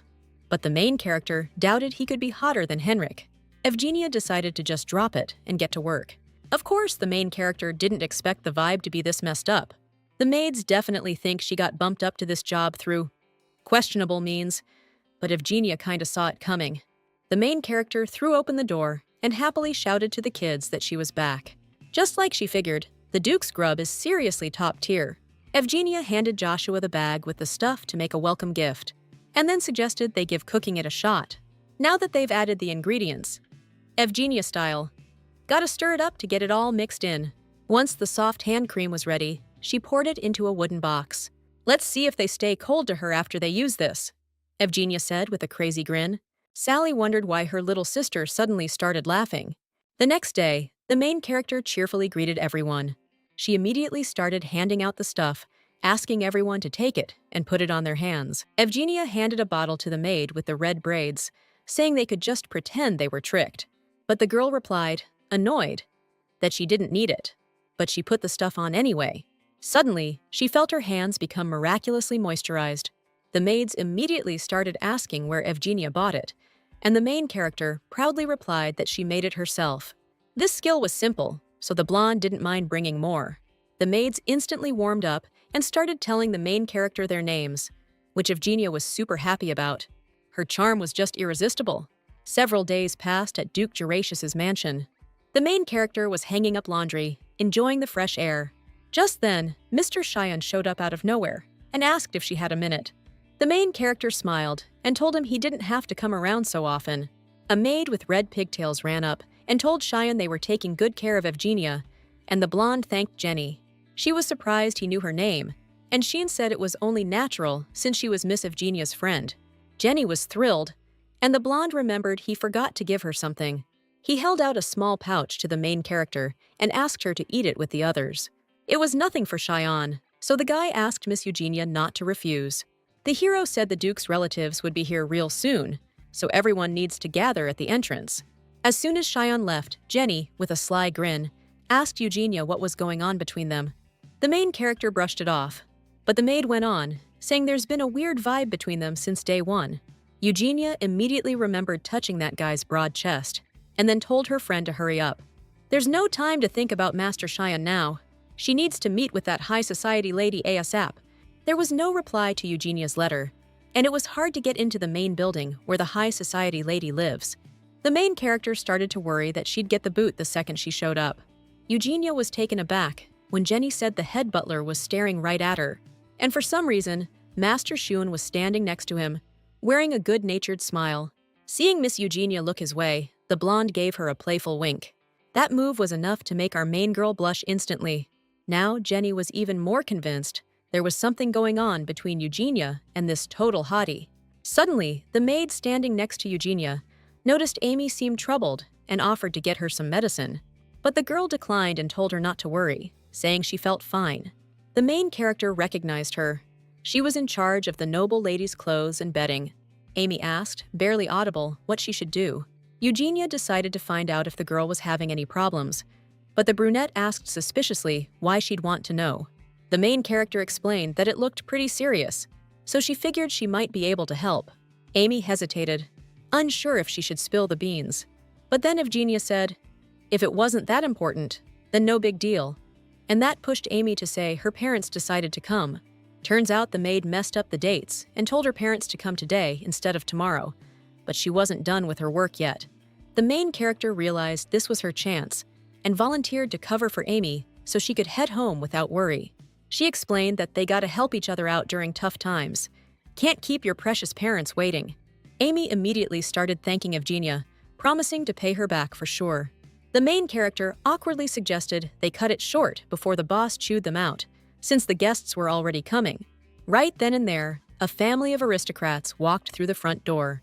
The butler bowed to the guest and announced that His Excellency was currently out of the capital, so he'd be arriving soon. The aristocrat said thoughtfully that he should focus on raising his heir, not living it up in the capital. The butler replied that the master was taking that into account, so the gentleman shouldn't worry about it. The guy waved his hand, smirking a little, and said he totally spaced on saying hello to the lady. Doesn't seem like the owner of this place is exactly buddy-buddy with his family. Mrs. Leia clapped her hands and announced that everyone else could get back to work. The main girl said goodbye to Amy, telling her she could leave all the work to her. Eugenia went into the laundry room and got down to business. She was hustling, trying to get her part done super fast so she could pull off her plan. She was cutting it close, barely finishing everything. She heard the lady changing into her pajamas around 9, which meant she just had this last thing to fold. Truth is, Eugenia was freaking out and really hoping this would work. The main girl clutched the snow-white handkerchief to her chest and silently begged Enric to help her out one more time. And then she hid the handkerchief in a clean towel. The head maid would come later and take it all away. But the plan was for the mistress to see it first. Eugenia was hoping Joshua's blue hair dye would transfer. The next day, the head maid sternly asked Amy what she'd done. The girl was clueless until Madame Leia asked if she wasn't in charge of the mistress's laundry. The head maid was furious that a servant had slipped something weird into the mistress's clothes. Amy started to explain, confused, that she hadn't done anything when Eugenia, passing by, confessed that she had. Eugenia had accidentally left her thing in the mistress's clothes, and now she wanted to know if the mistress had checked it. The main character's plan worked. The mistress did check it and asked to see the person who did it. The head maid suspiciously asked Eugenia if that was really her, and the blonde confirmed it, apologizing to Madame Leia. The woman barked at me to follow her and beg the lady for forgiveness. Finally, I'm about to meet the big cheese herself. The head maid walked into the greenhouse and announced to the lady that, as per her strict orders, she'd brought her the laundry maid. So, that's what the twins' great aunt looks like. The aristocrat gave me a real once-over. Then she dismissed the head maid, who said she was available anytime if needed. I bowed and told her my name was Eugenia. The aristocrat took a sip of tea and said I'd pulled a pretty interesting stunt with her clothes. I admitted I needed to see her about something, and that's why I took such liberties. I begged her to hear me out, promising to take my punishment later. Eugenia's face lit up the second the madame gave the okay. This high society dame is Jacqueline Hannah Horatia, known in social circles as the picture of a perfect noble lady. On top of that, she's been head of the Horatia dukedom for ages. The main character couldn't believe she was standing before someone like this, and even though she was shaking, she had to do it. Taking a chance, Eugenia asked the lady if she'd seen what she sent her. Jacqueline Horatia had seen everything and explained that she used to have the exact same hair color a long time ago. She hadn't seen it in ages. Blue, it's the color of her parents' family. When the blood mixed, it started showing up as an atavism. Only Jacqueline and her sister had that color, so the aristocrat sternly demanded to know where the maid got those locks. The main character revealed that she used to work at the residence of the madame's late niece. A beat of silence hung in the air. Jacqueline Garacia froze the second the maid told her those hairs belonged to Madame Carrington's niece's kids. The woman gave the maid a skeptical look. Eugenia explained that she brought the madame's niece and nephew here. The young lord and lady are alive and well. The main character could vouch for it. A look of surprise flashed across Jacqueline Garacia's face. She couldn't believe what she was hearing. The main character quietly added that she brought the children from the Duchy of Hallant, begging the madam to meet them. Eugenia understood perfectly that, as an adult responsible for the family, Jacqueline had to prioritize her. But the kids didn't leave home through normal channels, which means there could be trouble down the line. The main character started to get scared that this woman might not take them in. Eugenia dropped to her knees and started pleading with the aristocrat to help the young lord and lady. They asked her, just a regular maid, and she took on this brutal journey without a peep. The kids said their grandma would definitely help them, so Eugenia was desperate for the lady to meet them. All this time, Jacqueline thought the kids were gone. By the time she heard the news and knew what happened, it was too late. That's why she agreed that she had to see them, at least once. The aristocrat told Eugenia to bring the kids here and finally stand up straight. But the lady added, if this all turns out to be a scam, she'd never forgive Eugenia. Since our girl planted the blue hair, Madame Jacqueline figured she was the one who sent those letters too. The aristocrat said she ignored the letter because she thought it was some kind of sick joke. If these kids are really alive, she shouldn't have blown it off. But no more delays. Madame Jacqueline told Eugenia to bring the kids here tomorrow, nice and quiet. The main character bowed and promised to get it done. With that, Madame Jacqueline told the girl she was free to go. Eugenia smiled happily, and before leaving, said she was incredibly grateful for the lady's generosity. Late that night, the main character finally finished with the decorations. Actually, Eugenia was going to buy Joshua new clothes, like he asked, but she got so caught up, she totally forgot. Still, the girl was glad she at least got the decorations done and really hoped Joshua and Sally would like them. I've been waiting, the voice sounded again, but this time Eugenia wasn't scared, and quietly replied that she'd been waiting for this moment too. Then, the main character peeked into the room where the kids were already asleep. Eugenia felt a little sad that there weren't any photos in this world. She would have loved to photograph these little ones at least once. They're really splitting up now. The girl won't even get to see them sleeping anymore, which made Eugenia's heart heavy. Before heading out, she wished the kids sweet dreams. As soon as morning hit and everyone was up, the main character set breakfast on the table, noticing Selmy's cheerful mood. The girl told the kids she had something for them. Opening the little box, the kids excitedly started looking at the pendants the main character had prepared just for them. Eugenia suggested buying some nice clothes that would go with the brooches. Joshua suspiciously asked what this was all about, to which the main character replied, "Didn't he want to go for a walk together?" The blonde suggested they hurry up and eat breakfast so they could get going. Come to think of it, they hadn't all eaten breakfast together in ages, and if Eugenia had known it would be like this, she would have eaten with them more often. Soon our heroes arrived at the clothing store. Joshua looked at the building skeptically and said he was just gonna bail, which made Eugenia worried that he didn't like it. And then the young master blew up, asking what kind of money Eugenia used to bring them to such an expensive place. The main character didn't want to resort to this, but she had no choice but to ask Selmy to hold Joshua down. The little one grabbed her brother on one side, and Eugenia grabbed him on the other, and that's how Joshua's exciting arrest went down. The boy started to resist, but they still shoved him into the fancy store. Joshua didn't get why they needed to dress up so much, but Sally was stoked to get a new dress.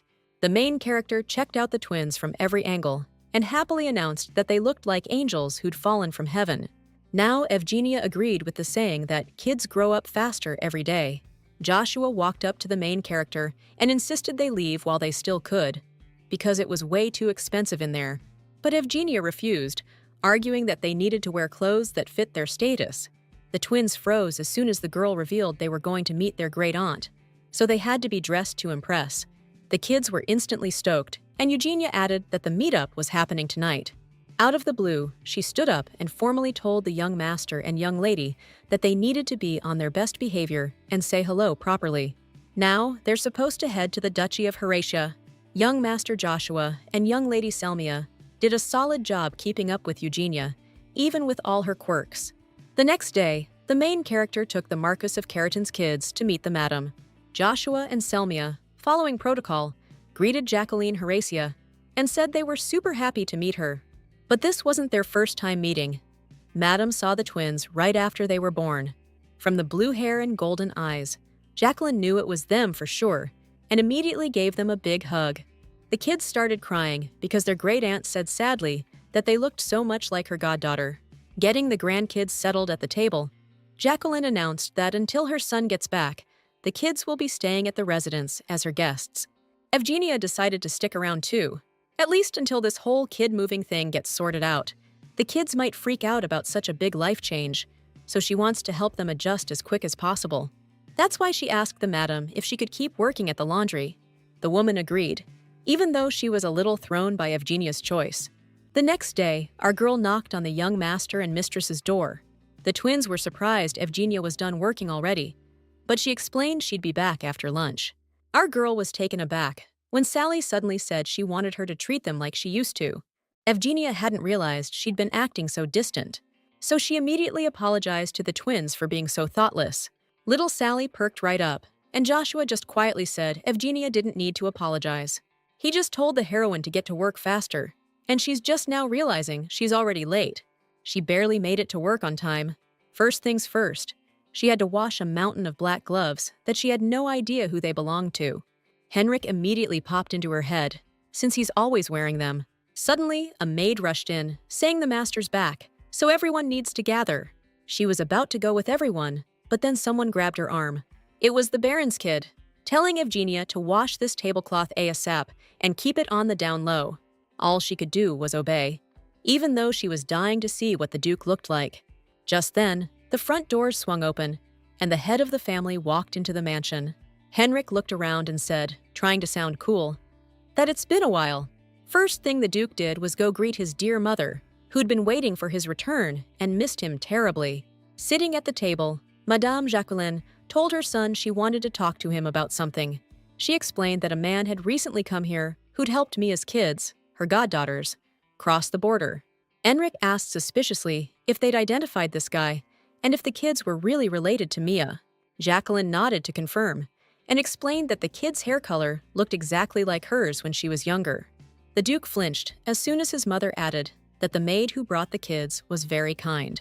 He said that first, he needed to meet this girl. The Baron's son praised Eugenia for doing a great job. As soon as he left, the head maid approached the main character and asked her to follow her. The maid's guessed Eugenia was going to get chewed out again about the herbs, since she'd left some on the mistress's clean clothes last time. Turns out things were way worse. The big boss himself wanted a meet and greet with our girl. Eugenia was clueless. Was the head of the family really calling her out just because she didn't greet him with the other maids? Seeing the girl hesitate, the head maid told Eugenia to get a move on.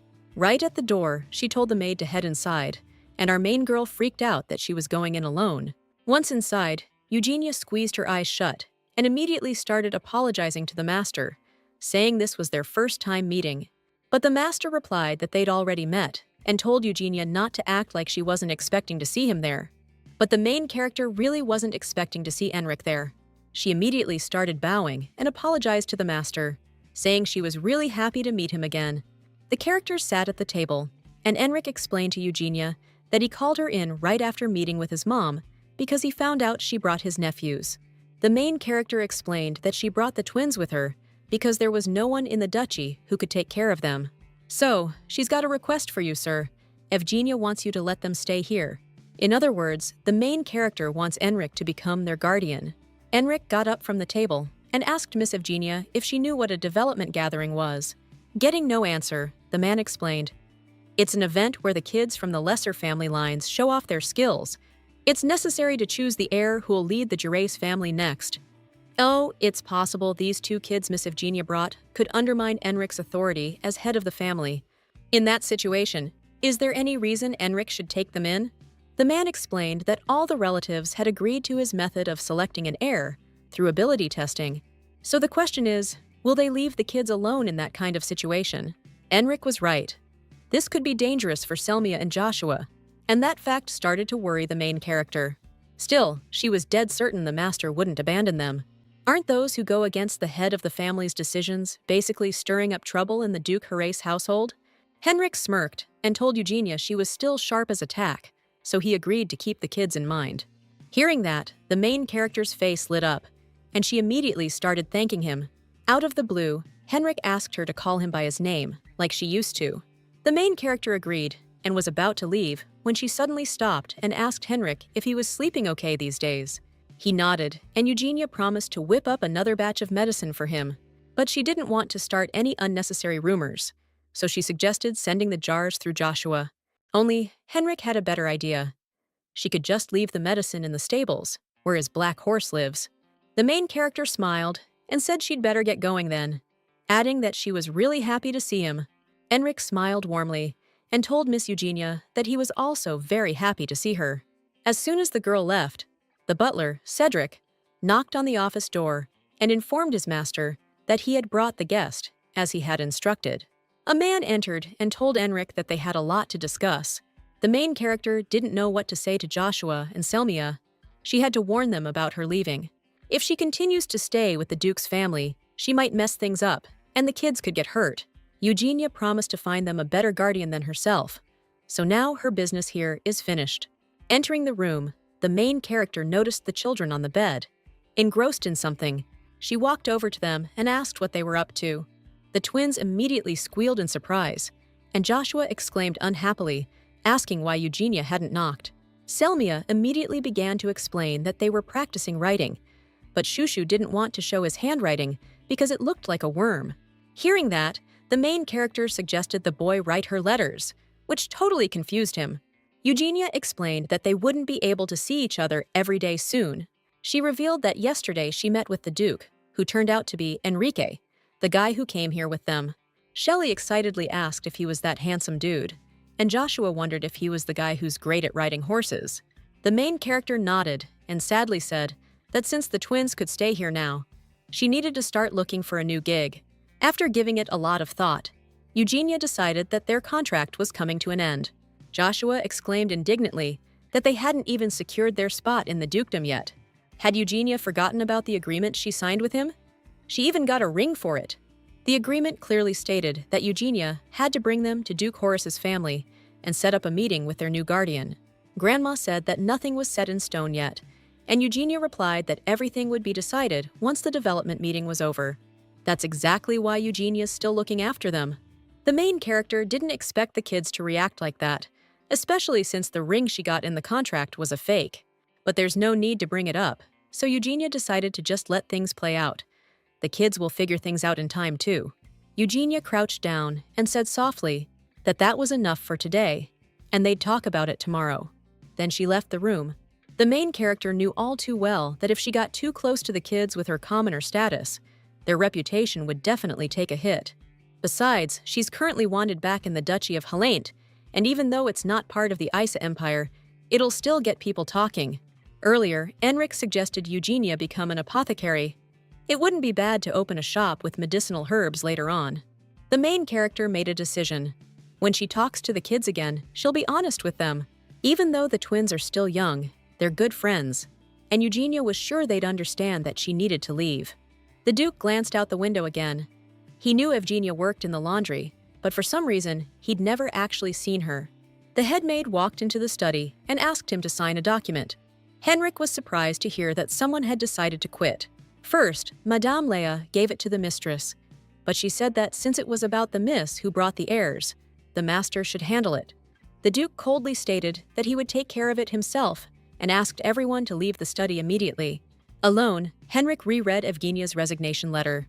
Then he clenched it tightly in his fist, not understanding whose decision it was for her to act this way. Evgenia could have just asked to be transferred to another position, but instead, she brought in a resignation letter. In reality, it shouldn't concern Henrik at all, but for some reason, he didn't want the blonde girl to leave. The Duke decided to take the statement with him for now and set it aside. Things would become clear to him later. He wasn't going to let Evgenia slip through his fingers this time. The blonde finally got her long-awaited vacation. She decided to give the kids some snacks along with the mint leaves. Suddenly, she spotted Mr. Sheehan up in a tree and anxiously told him to get down. The guy immediately jumped down and told her he'd actually been looking for her. Touching Evgenia's hair to his lips, Cheyenne asked her with a gentle smile how she was doing. The main character thought to herself that a beautiful face is dangerous for her heart. She pulled back a little and quickly said she was fine, and that they hadn't seen each other in a while, probably because he'd been busy. Cheyenne replied that he wasn't that busy. It's just that his job requires him to keep a low profile. Evgenia didn't buy it and figured the blonde had messed something up at work and was now hiding from Cedric. Cheyenne asked her where she was headed, and Evgenia said she wanted to hit the market on her day off. Hearing that, The guy asked if he could tag along. Blondie swore nothing bad would happen. Plus, he could lay low if he was with her. He didn't want to screw up like he did last time. Maybe he could learn more about medicinal herbs from Evgenia.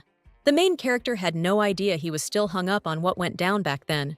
So, she happily agreed to go together and tell him about medicinal herbs. But first, they needed to change clothes. Cheyenne thanked her, stoked, and promised he'd study hard. And just like that, Evgenia and Mr. Xion headed to the market, and she told him all about medicinal herbs and their different types. They picked out a bunch of snacks for the kids. And eventually, it was time to head back home. Today was a blast. Cheyenne really learned a lot thanks to Miss Evgenia, which he was definitely happy about. The guy said he'd go, since Cedric would be looking for him, and the main girl waved, telling the blonde to be careful. Cheyenne winked at her and asked if they could go on another date sometime.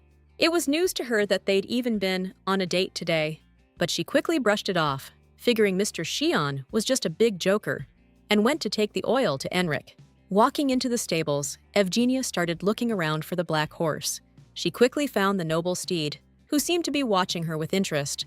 Entering the stall, the main character greeted the horse and said with a smile that he looked just like his owner. Mission accomplished. Evgenia wanted to give him the oil after it had aged for a month, but oh well, no time for that. Now she needed to leave, but suddenly she bumped into someone's back as she stood up. She immediately screamed loudly in fright. Jerking back, Evgenia stared in horror at the stranger in the cloak. It looked familiar somehow. Suddenly, it hit her. Master Cheyenne used to wear that thing, and because of her clumsiness, she'd just face-planted into a haystack. The guy helped her up while Evgenia was fuming, not understanding why he was still hiding under that cloak. Enric gently touched her cheek and softly asked what she meant by that. The main character froze, eyes wide, staring at the Duke, who was intensely studying her face. Evgenia immediately bowed and started apologizing to Enric, explaining she was just startled and hadn't recognized him. The guy suddenly asked if that meant she would have acted differently if she had known it was him. The main character nodded instantly and exclaimed, "How could she ever treat such a noble lord like that?" Enric started to say something else, then waved it off and asked her to please not do for others what she wouldn't do for him. And then, out of the blue, he suggested meeting tomorrow at the cafe in the square at 11, if she wasn't busy.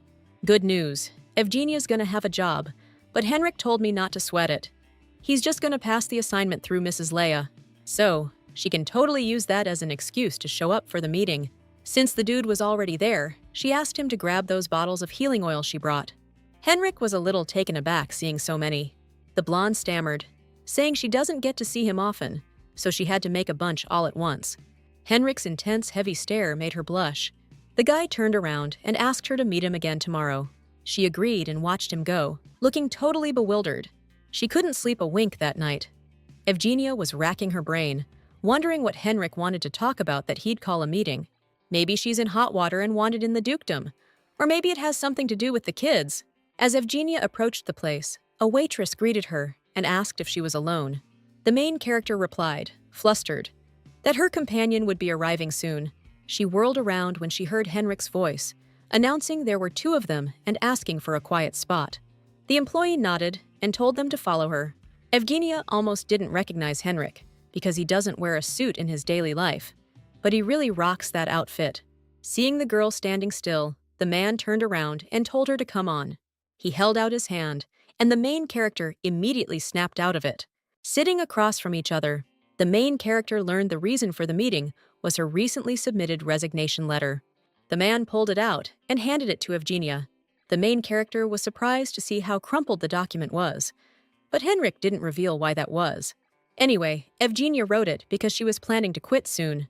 No doubt, the Juracious family estate is a wonderful place, but she safely brought both kids here and now wants to start a new life. Enric couldn't believe that Miss Evgenia was leaving the twins and going off to find a new life. The main character explained that she never considered the children a burden to her. Since Enric saw everything from the outside, he should understand this perfectly, but he still says these words, not knowing the reason. Suddenly, the man told Evgenia that she had turned his life upside down, and now she claims she's leaving him. The main character choked on the words she heard and looked at the Duke in stunned silence. She whispered that everyone was watching them, so she asked Enric to say right now that he just misspoke. But as sad as it was, The hero spoke the truth. Evgenia really had completely turned his life upside down. Ladies sitting nearby immediately began to whisper that this blonde was just toying with the feelings of a wonderful man. Eugenia jumped up and demanded to know why the Duke was treating her this way. But Henrik wanted to know why she wanted to leave, and why the Duchy of Horatia couldn't be part of her new life. The main character explained she didn't want to be constantly pressured into a decision she'd later regret. That's why Eugenia was hoping the Duke would give her some time to think it over. Hearing that, Henrik apologized for not taking that into consideration. The main character immediately replied that it was okay. Since the Duke had been good to her, she would accept his proposal. So, she thanked Henrik and promised to think again about staying there. Seeing the smile on Eugenia's face, the Duke froze for a few seconds. He said it was a good idea and decided to ask something else. He wondered if Miss Eugenia made this decision because of the kids, and without waiting for an answer, said that this wouldn't solve anything. Henrik and his mom agreed to give her a position as a nanny, but that doesn't mean she'll just be a regular servant for the kids. Eugenia will be with them and can take a break whenever she wants, so there won't be any obstacles. It's not just the kids who want this, but Henrik himself too. Grinning slyly, the Duke wondered if Eugenia knew about that. The heroine's face immediately flushed red, and she shyly promised to take it into consideration and think it over carefully. Actually, Eugenia was surprised that Henrik had called her here just for this, since he's probably really busy. As soon as the man replied that wasn't the case, the heroine asked him not to kid her, since his relatives want to meet with him every day. Henrik didn't deny it. They're practically willing to go to extremes just to pester him. So, spending time with Miss Eugenia is a much better way to pass the time, and the heroine awkwardly thanked him for saying so. The heroine handed the Duke a black card and said that borrowing it had given her a sense of relief. Eugenia had no clue that thing wasn't just something you hand out to anybody. It's only for the Chatan, a shadow squad directly under Emperor Isa, and it comes with perks. Even if the holder commits a crime while on a mission, they're untouchable. It lets them cruise right through checkpoints, no questions asked. Henrik lent it to her because he could track her location the second she used it. But now that Eugenia's here, there's no need for that, so he decided to ask what's up with their stone tower. The young woman replied briefly that it had become just a memory. They built the tower out of stones and wished to meet.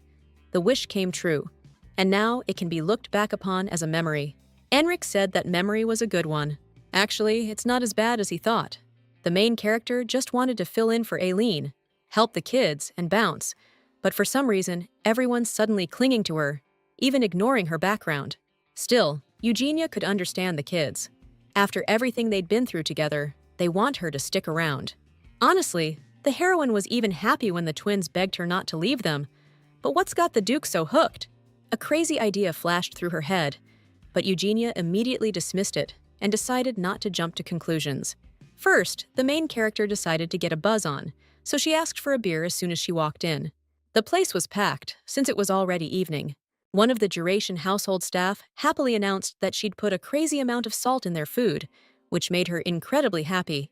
That young master was sucking up because his family was broke, and the girl was annoyed by his arrogant attitude. The main character sat down nearby, so she wouldn't miss anything. The maid was sure no one was paying attention to her, probably thinking she was just a kid. The girl was saying it was way more interesting than she thought it would be. Those two never leave the guest room, so the maid had no clue where they even came from. Hearing that, the main character slammed her beer mug on the table, scaring the crap out of the girls. And then she quietly said that she'd heard their whole conversation.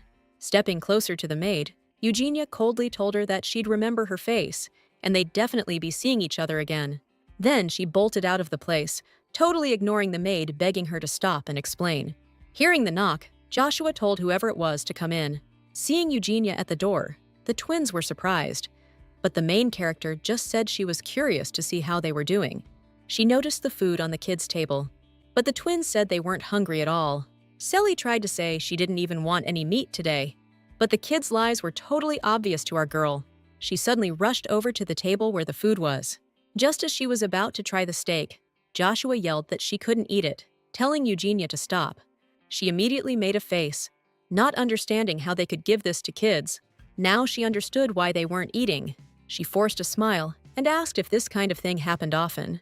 The twins looked down, and Joshua awkwardly said, "Yeah, of course," adding that the food must have been prepared wrong today. Eugenia was shocked by the kids' reaction because she realized things weren't right at all. While everyone was asleep, she would go into the twins' room to make sure they were sleeping soundly. She never imagined that after the contract ended, she'd not only be saying hi to the kids, but also personally taking care of them. So the rumors are going around that the kids are attached to her, huh? Anxious that she might somehow hurt the twins, the main character figured the best thing to do was play it cool and keep her head down. Eugenia told the kids that if the food tasted weird, like the chef messed up, they should say something. She was heading to the kitchen right then, so she told the kids not to sweat it and just hang tight for a bit. Sally piped up, all worried, saying she wasn't hungry at all and not to worry about it, and Joshua told Eugenia to stay out of it, said they could handle it themselves.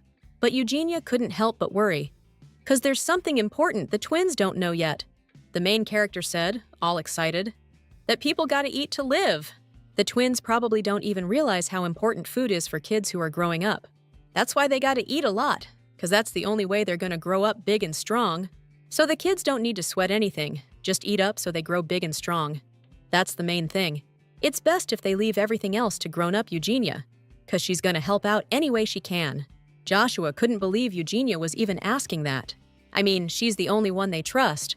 Snuggling up to her, the kids cried out that she was the only one who hadn't abandoned them, no matter how tough things got. The main character thanked them for their trust and promised to be back soon. Eugenia couldn't wrap her head around how people could be so heartless to her precious kids. But Eugenia needs to chill. Her hands are tied. She can't fix this on her own. If Eugenia reports this, there's gotta be a limit to what even a noble lady will put up with. Maybe all she can do is give a warning, since the development meeting is still going on, which means there's only one play here. Elvry peeked around the corner and suddenly spotted the main character. The hero immediately greeted the girl cheerfully, to which Eugenia replied that it had been a while, and she seemed to be right on time.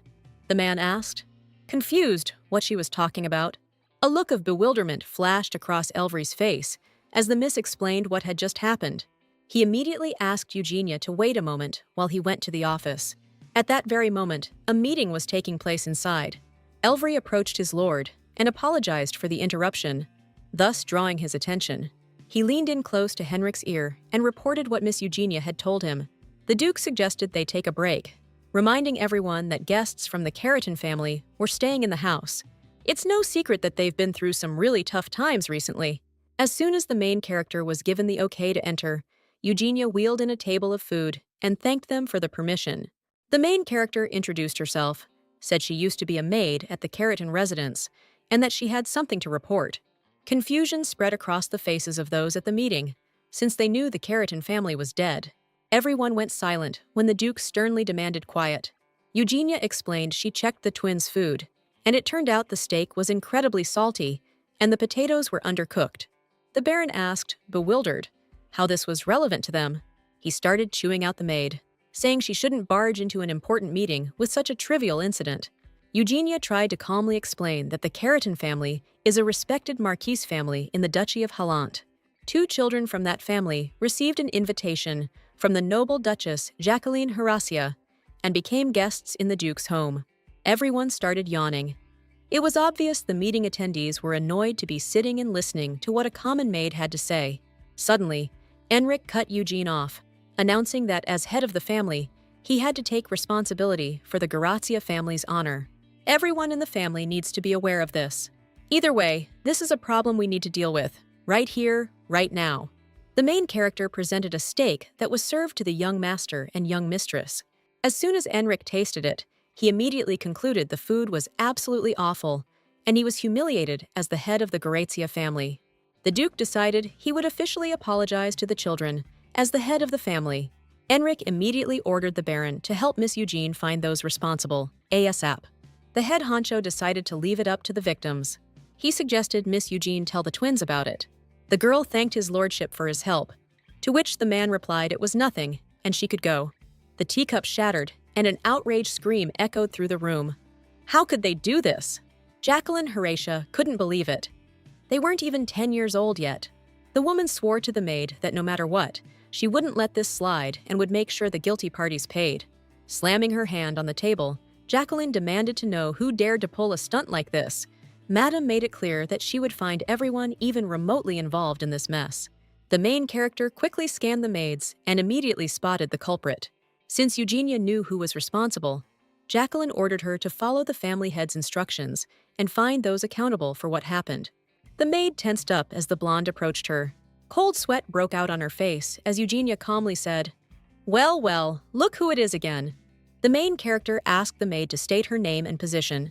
In a trembling voice, the maid replied that her name was Anne, and she was responsible for delivering food from the main building and preparing the guest rooms. But where's the proof she did it? All she did was deliver the food to the young master and mistress's chambers, like always. In that case, Eugenia could order punishment for all the staff who witnessed it, the ones in charge of the guest bedrooms. If Anne's not guilty, then one of her colleagues must be, including the cook who prepared the food. The head chef immediately exclaimed that he didn't pull any pranks with the food. The ingredients were bought with the residents' hard-earned taxes, and he cooks with the pride and honor of the Horatius family. In that case, the culprit also insulted his superior, the head chef. The maids immediately started whispering, urging the guilty party to confess quickly, or they might get caught in the crossfire too. Anne cursed inwardly. If she'd known things would escalate like this, she wouldn't have listened to the Baron. She collapsed to her knees and began to beg for mercy. Eugenia asked why she did it, and the maid replied that she just figured those kids didn't belong here. "I'm sick of hearing this!" Jacqueline Hirasha roared. How did a maid even have the nerve to worry about the kids of some distant relatives? Anne started begging the mistress to spare her, but Jacqueline thought the girl should be apologizing to Joshua and Selmia, not her. Later on, those kids would be the ones deciding her punishment. And then Jacqueline would make it official too. From now on, the maids responsible for the guest bedrooms in the outbuilding will be working in the laundry. The girls were confused why they were being punished too, since laundry duty was the absolute bottom of the barrel. Jacqueline ordered everyone to shut their traps. The maids were supposed to be watching the kids, but instead they just stood by and watched. Right now, the mistress wanted to fire them all, but it's a critical time, so she decided to just switch up their jobs. Thing is, if the kids want to fire the maids, Jacqueline's hands are tied. The main character's jaw just dropped. Eugenia was totally digging the treat Selmia gave her. She asked Joshua if he wanted more tea, but the kid passed. The main character asked what the twins wanted to do, and Joshua said they'd go with whatever Grandma decided. As long as Eugenia was around, the kids didn't need anything, because now she was their personal servant. Selmia was stoked she could see her little sister way more often now. The main character smiled, realizing she should have done this ages ago. Then the kids would have had decent food from the start. All those eyes from the Duke's people were on them, and Eugenia's head was spinning. She just wanted to get out of there. But now the girls decided to stick around and take care of them. Evgenia smiled and told the kids she was super happy to be with them. She thoughtfully slid another dish from the chef towards the twins, and Joshua was like, "Hey, knock it off!" The man heard a ruckus coming from inside the mansion. The Baron figured those little guys were behind it. This was the liveliest development meeting ever. Henrik walked into the room and said he was clearly running late. He came to that conclusion because of all the noise. The Baron and Baroness immediately jumped up and happily greeted the head of the family. Henrik sat down and suggested they talk about the kids staying at Gerace's mansion today, not about them. They discussed the kids' food situation a few days ago, and now Henrik needed to share something. The Duke's planning to recognize Joshua and Selmia from the Keraton Marquisate as distant relatives. Henrik was dead serious about his decision. Everyone at the meeting immediately freaked out and begged the head of the family to reconsider. But Henrik didn't get why everyone was so against it. It was a request from a noble lady after all. Still, they were opposed, so the Duke asked point-blank why they were being so critical. The Baron asked if, once they're recognized as relatives, they wouldn't be able to participate in the Development Council. Henrik knew perfectly well that they would. Truth be told, the Keraton Marquisate is pretty much on its last legs right now. So, if Joshua and Selmia shine at the Development Council, the other relatives won't be happy, because that's more competition.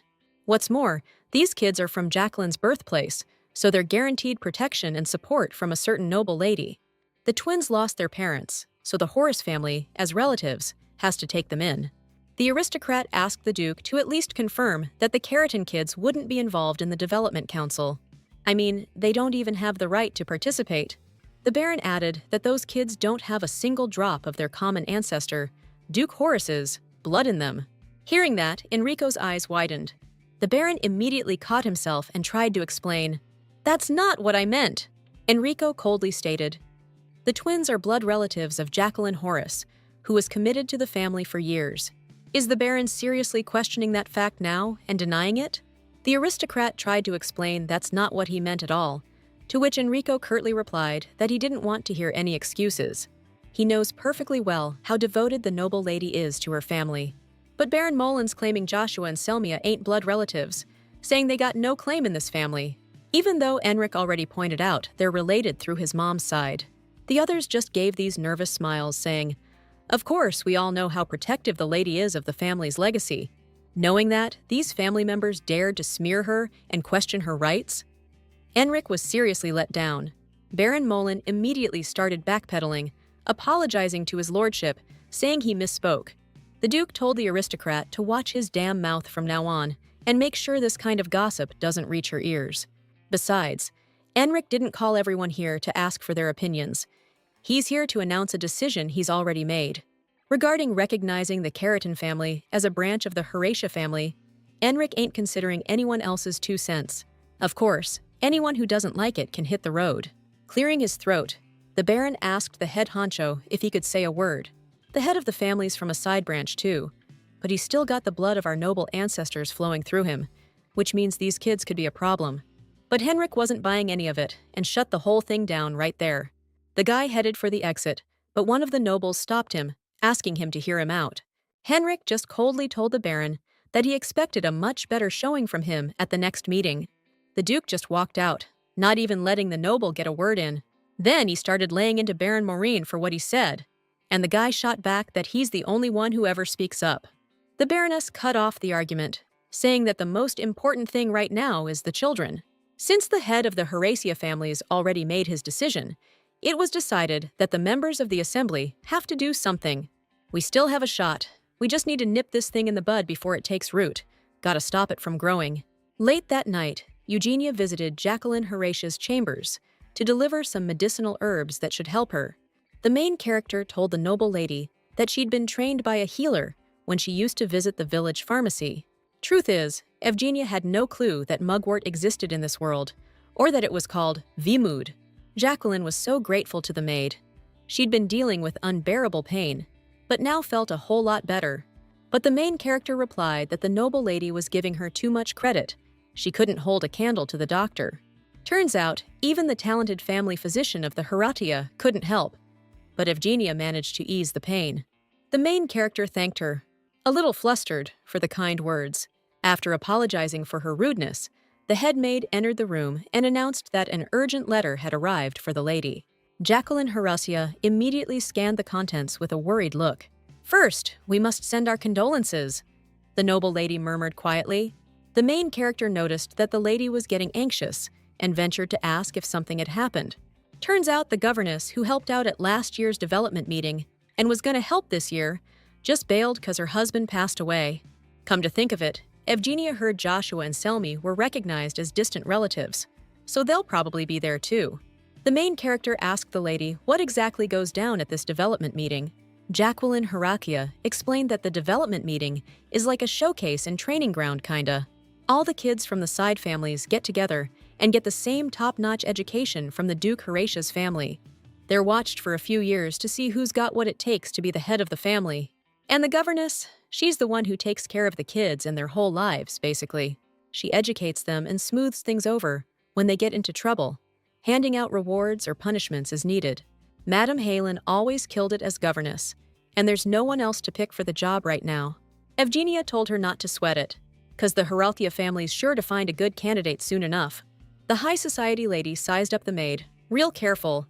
If her social standing was just a little higher, that'd be perfect. The next day, our main girl was booking it through the downpour, because she was late for her mistress.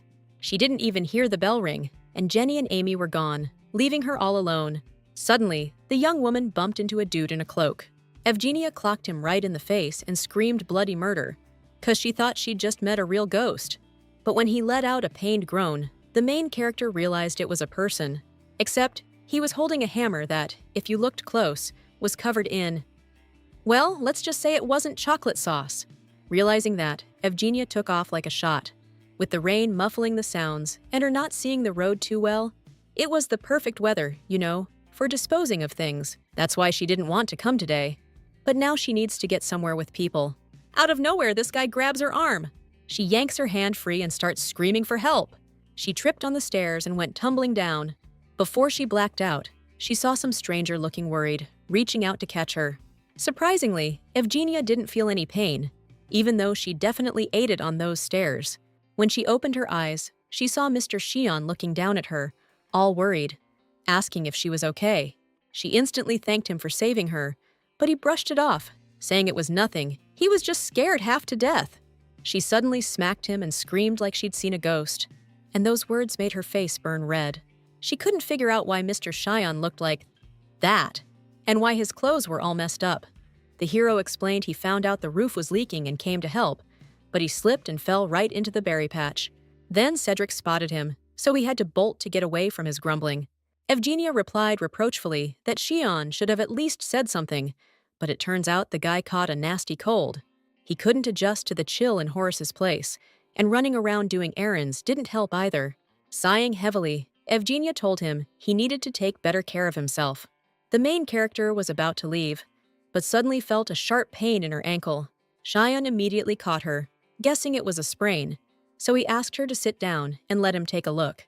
He started wiping the steps, but Evgenia exclaimed that she'd be fine in a flash, and there was no need to check it. However, Mr. Shion insisted, because he wanted to see what condition her leg was in. After examining it, he concluded that her muscles were a little strained, so she should see a doctor. "What are you up to?" a familiar voice called out. The main character spun around instantly, looking up. Henrik was coming down the stairs, his face all serious.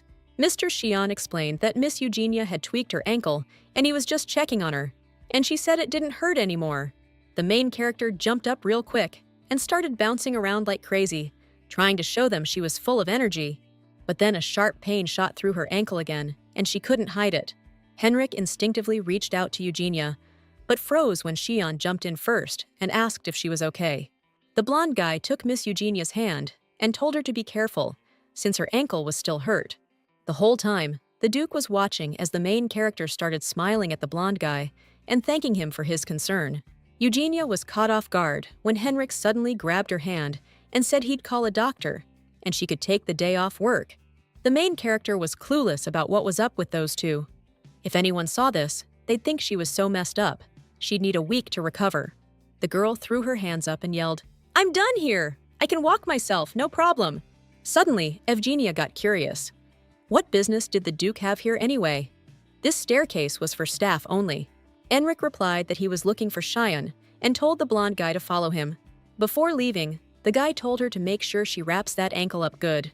And then he gave her some tasty candies as a sorry. The main character totally didn't expect Mr. Shion to take her hand and kiss it. Wishing to see her soon, she instantly blushed, unable to hide how flustered she was. Suddenly, Enric's icy voice cut through the air, telling Shion to follow him immediately. The blonde headed after the Duke, giving Evgenia one last wave.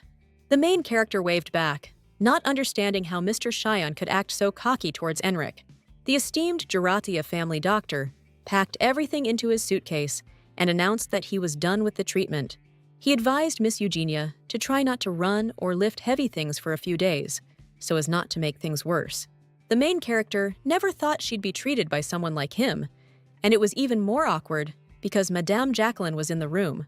The noble lady was glad that there weren't any major health problems because she got really scared when she saw Eugenia limping. The blonde noticed a huge amount of desserts in the room and assumed that the madam was expecting guests. But that wasn't the case. Enric sent the treats after hearing that Eugenia was having a doctor's visit today. The heroine's first thought was that Enric did it because of those candies, but then she realized that the Duke was just worried. The butler and the head maid entered the room and informed the madam that a guest had arrived at the mansion. But Jacqueline reminded them that they don't receive guests even in the worst weather, so she asked them to escort the guest back. Cedric explained that the guest had arrived with a letter of recommendation from Viscountess Halen, who decided to work as a governess. Maybe because she couldn't make the development meeting, the noblewoman decided to send someone in her place. First, we need to verify the authenticity of Lady Halen's letter of recommendation, so Jacqueline allowed the guest to enter. With that, our girl got up to leave, promising to return tomorrow to apply a compress. And get this, Eugenia had brought a cane ahead of time. But the noble lady didn't want to take it. Felt too weak with it, but our girl insisted. Eventually, she managed to convince Lady Jacqueline, who asked Eugenia to watch her from the side to make sure she didn't lose her balance. Our girl smiled wide and told the noble lady that she could count on her. She asked her to speak up if she felt any discomfort, and then both women set off to greet the arriving guest. Jacqueline figured getting to the Horatius estate was rough, but the woman's voice assured her the journey went smoothly. The visitor asked the noble lady to take the letter, saying it was a little damp, but still readable. Suddenly, our main character realized she recognized that voice from somewhere, but the hood made it impossible to see the person's face. As if reading her mind, the visitor immediately apologized to the noble lady, Jacqueline Horatia, for not removing her hood. The main character's eyes flew wide open in shock.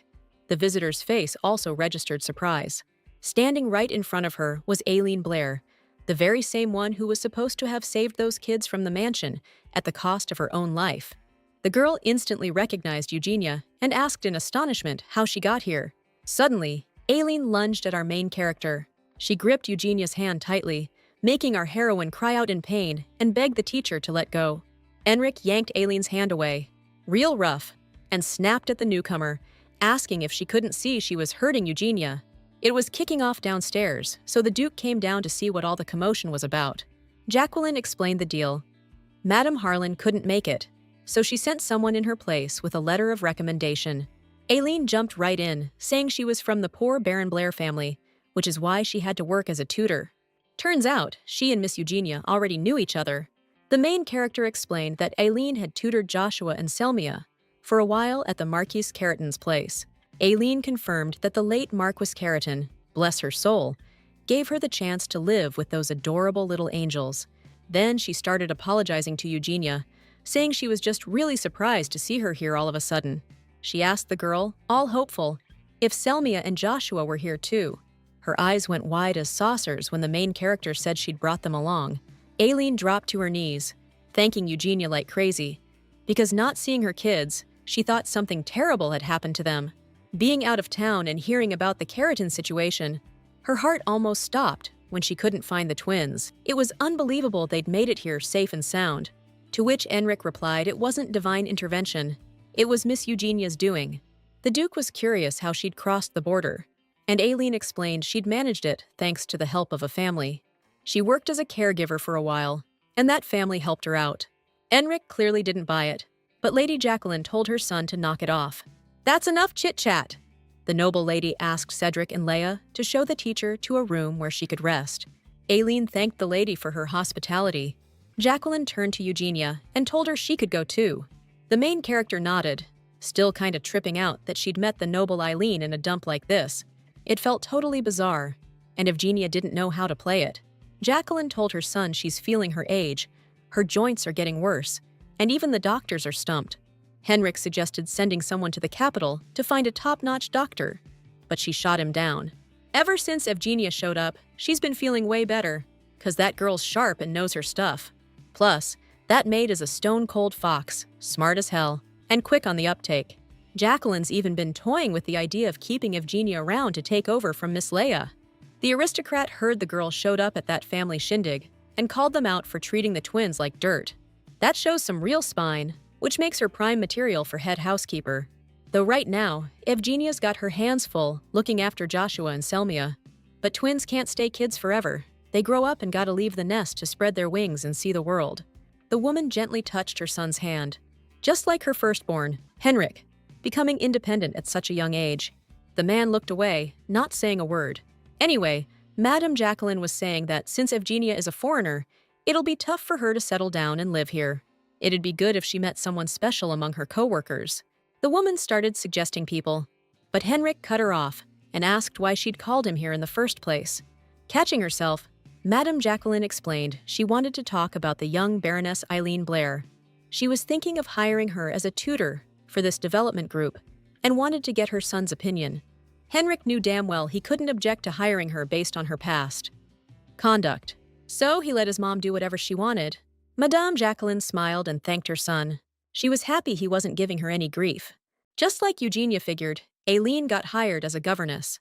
The girl was great with kids in the novel, so no worries there. The main character led the teacher to young Master Joshua and young Lady Selmia's room. Aileen asked, all excited, if she could open the door, and the main character was like, "Yeah, go for it!" The girl threw open the door right away and called out to Joshua and Selmia, all happy. Joshua immediately snapped, all annoyed. "Who's being so rude?" Aileen covered her mouth with her hand and couldn't hold back the tears. She rushed over and hugged the kids tight, saying, "I'm so happy you're really alive." The twins winced and begged the teacher to loosen her grip, saying they could barely breathe from her hug. The main character immediately rushed to the twins, seeing that they were in pain. But suddenly, Aileen rudely shoved Eugenia away with her elbow. The main character instantly fell to the floor, hitting herself hard and wincing from the pain in her leg. Seeing this, the twins started crying, but Selmia hugged the children even tighter. A crazy smile appeared on Eileen's lips. She was now next to the children she had raised. The woman looked tenderly at the children and confessed that she had missed them terribly all this time. Selmia broke free from her grasp and threw herself into the main character's arms. Aileen couldn't believe what she was hearing when the maid Eugenia started comforting the young lady. With a trembling voice, the heroine asked Selly if she really didn't remember her. Joshua grabbed Miss Eileen's hand, totally shocked, and asked how she got here. The heroine explained that as soon as she heard the news, she rushed to Marquis Carrington's mansion, but couldn't find the twins. She felt sick to her stomach. Aileen was terrified she was too late. That's how it was. Eugenia kept wondering why the person who risked their life to care for the kids hadn't come to them. The main character calmed Selmia down and suggested they go to the teacher, who was clearly thrilled to see her. The girl obeyed, and Aileen immediately apologized to the young lady if she had startled her. Eugenia was glad Aileen had calmed down. But what was with that fiery look? No matter how much she missed the kids, to be that oblivious to her surroundings, the main character started to wonder if Aileen had always been like this. 3 days later, in the main hall of the Heraclius mansion, Enric greeted everyone and announced he was about to introduce the teachers. First up was Kashino Fenon, and he announced he'd be teaching the history of the Isa Empire this year. A lady named Liana Bashkal is going to be in charge of ballroom dancing and elocution. Last was Aileen Blair, and she said she'd be teaching etiquette and basically overseeing everything in their lives. Seeing Joshua and Selmia's happy faces, Eugenia knew they were stoked for this. The heroine's happy to see the kids so excited, but she wonders if the kids from the lesser families will look down on them. Enric announced that classes officially start tomorrow. Like every year, the kids will study different subjects for 5 weeks, and at the end of the week, everyone shows off what they're good at. Now the noble Lady Jacqueline could give the kids some words of encouragement. She told them everything they learn here will be a valuable asset, so they need to give it their all. The lady promised they'd be well taken care of during the development gathering. Aileen smirked, telling her to trust them. Classes should be over by now, so our main character needs to hurry and get these snacks to the kids. Just as Evgenia was thinking Selmia would finally get to eat a ton of her favorite sweets, someone put a hand on her shoulder. It was Aileen, the teacher. The girl was grinning like crazy, and our main character couldn't figure out why she was creeping people out like this. Out of nowhere, Aileen asks if these are snacks for the young master and mistress, and Evgenia nods. Hearing that, the teacher told Evgenia she's working really hard. The girl asked if she was busy with her job, and our main character replied that it's what she's got to do. Aileen pointed out that it's lunchtime, and Evgenia can't even eat properly, just carrying snacks around. So the teacher asked her to let her take the snacks to the kids. She promised to take care of the snacks for Joshua and Selmia, thanking Eugenia one last time for bringing them. But the main character stopped the cart and told the teacher it wasn't necessary. This is food for the elite, so she couldn't be lazy about delivering it, or at least saying hello. If Eugenia really wanted to, Aileen wasn't going to stop her. She knocked on the door and called out to the kids, saying she brought them a snack. The twins happily swung the door open and immediately asked the teacher if Eugenia was with her. Spotting the main character, they ran right over to her, completely ignoring Aileen. She reminded them she was there, saying she was feeling a little down and wanted to offer some tea and a chat. Joshua agreed and asked Eugenia to get everything ready. Pouring the fragrant tea, the main character asked the kids if they liked the lessons. The young master was all, "Hell yeah," right away, but Selmia was like, "Meh, not that interesting." It was stuff she already knew, you know? Aileen jumped on Selmia immediately, telling her to sit up straight, saying you can never forget your manners. Eugenia told the young lady she hit the market yesterday, and it was packed with all sorts of delicious treats. So she was thinking of Selmia and got her a ton of them. The little one reached for the sweets, ready to dig in. But Eileen, the teacher, snatched her hand away, quick. She explained to the young lady that she couldn't have any of that stuff. Selmia tried to talk her into it, but Eileen told her to just listen. And then she gave Miss Eugenia a stern talking to, telling her to lay off that kind of stuff in the future, 'cause it's bad for Selmia's health. Eileen knew Eugenia was the kid's personal maid, but she didn't realize she was so lacking in foresight. "I understand your concerns," the main character said calmly. She worries about the young lady and young master just as much as teacher Aileen does, because she's been looking after them for so long. Aileen chuckled and asked her to leave those worries to her from now on. The twins were getting a weird vibe from the teacher's behavior. Aileen immediately smiled and told the kids not to worry about what Eugenia said, since she'd been looking after them for a long time too. So now the twins could trust only her. Suddenly, it hit the main character. Did Aileen see her as a rival? Unexpectedly, the girl walked up to her, put her hands on both her shoulders, and asked if she'd finished all her work in the room. She advised Eugenia not to push herself too hard. "All right, the maid's done her job, she can scram." And then, Miss Eileen just straight up kicked the main character out. Elvery got back from the funeral pretty quick, and His Excellency told him to get back to his original assignment. The aide agreed, but then he got all confused and asked what Mr. Cheyenne was doing there. The blonde's lips curled into a smile, and he said he was just bored out of his skull, nothing else to do. Besides, the second he steps out, the Duke's on his tail looking for him. But Elvery pointed out that His Excellency hasn't even glanced out the north-facing window lately. He's been watching carefully the whole time, and the aide totally gets it, 'cause Mr. Shune's got a face that could launch 1,000 ships. Henrik told him to cut it out with that talk, and asked about the results of the task he'd assigned the aide. Elvery said, on the way back, he checked out the dam, and the water's right at the top. Hearing this, Henrik ordered him to reinforce it ASAP. Cheyenne was clueless, wondering how it could rain with such clear skies, totally not getting that the weather up north is impossible to predict. Henrik knew damn well he needed to pay extra attention to that this year. The twins excitedly told their little sister that the sweets were super yummy, and Eugenia told them to take it easy and not wolf them down. With a huge smile, Selmia confessed she'd love it if the girl came to visit every single day. Joshua told his sister to keep her voice down, just in case, because teacher Eileen can't hear this. The main character told the kids to eat calmly, even though after that day, Eileen wouldn't even let her near the twins. Luckily, she's out of town today, and Eugenia barely managed to meet with the kids, but they can't keep seeing each other like this. Joshua decided to spill his worries about teacher Eileen, who's been acting really weird lately. I mean, she just up and left, and even though she asked how they'd been, she didn't really say much about herself. Eugenia listened carefully and told him to be careful. If something big went down, teacher Aileen might just be trying to block it out.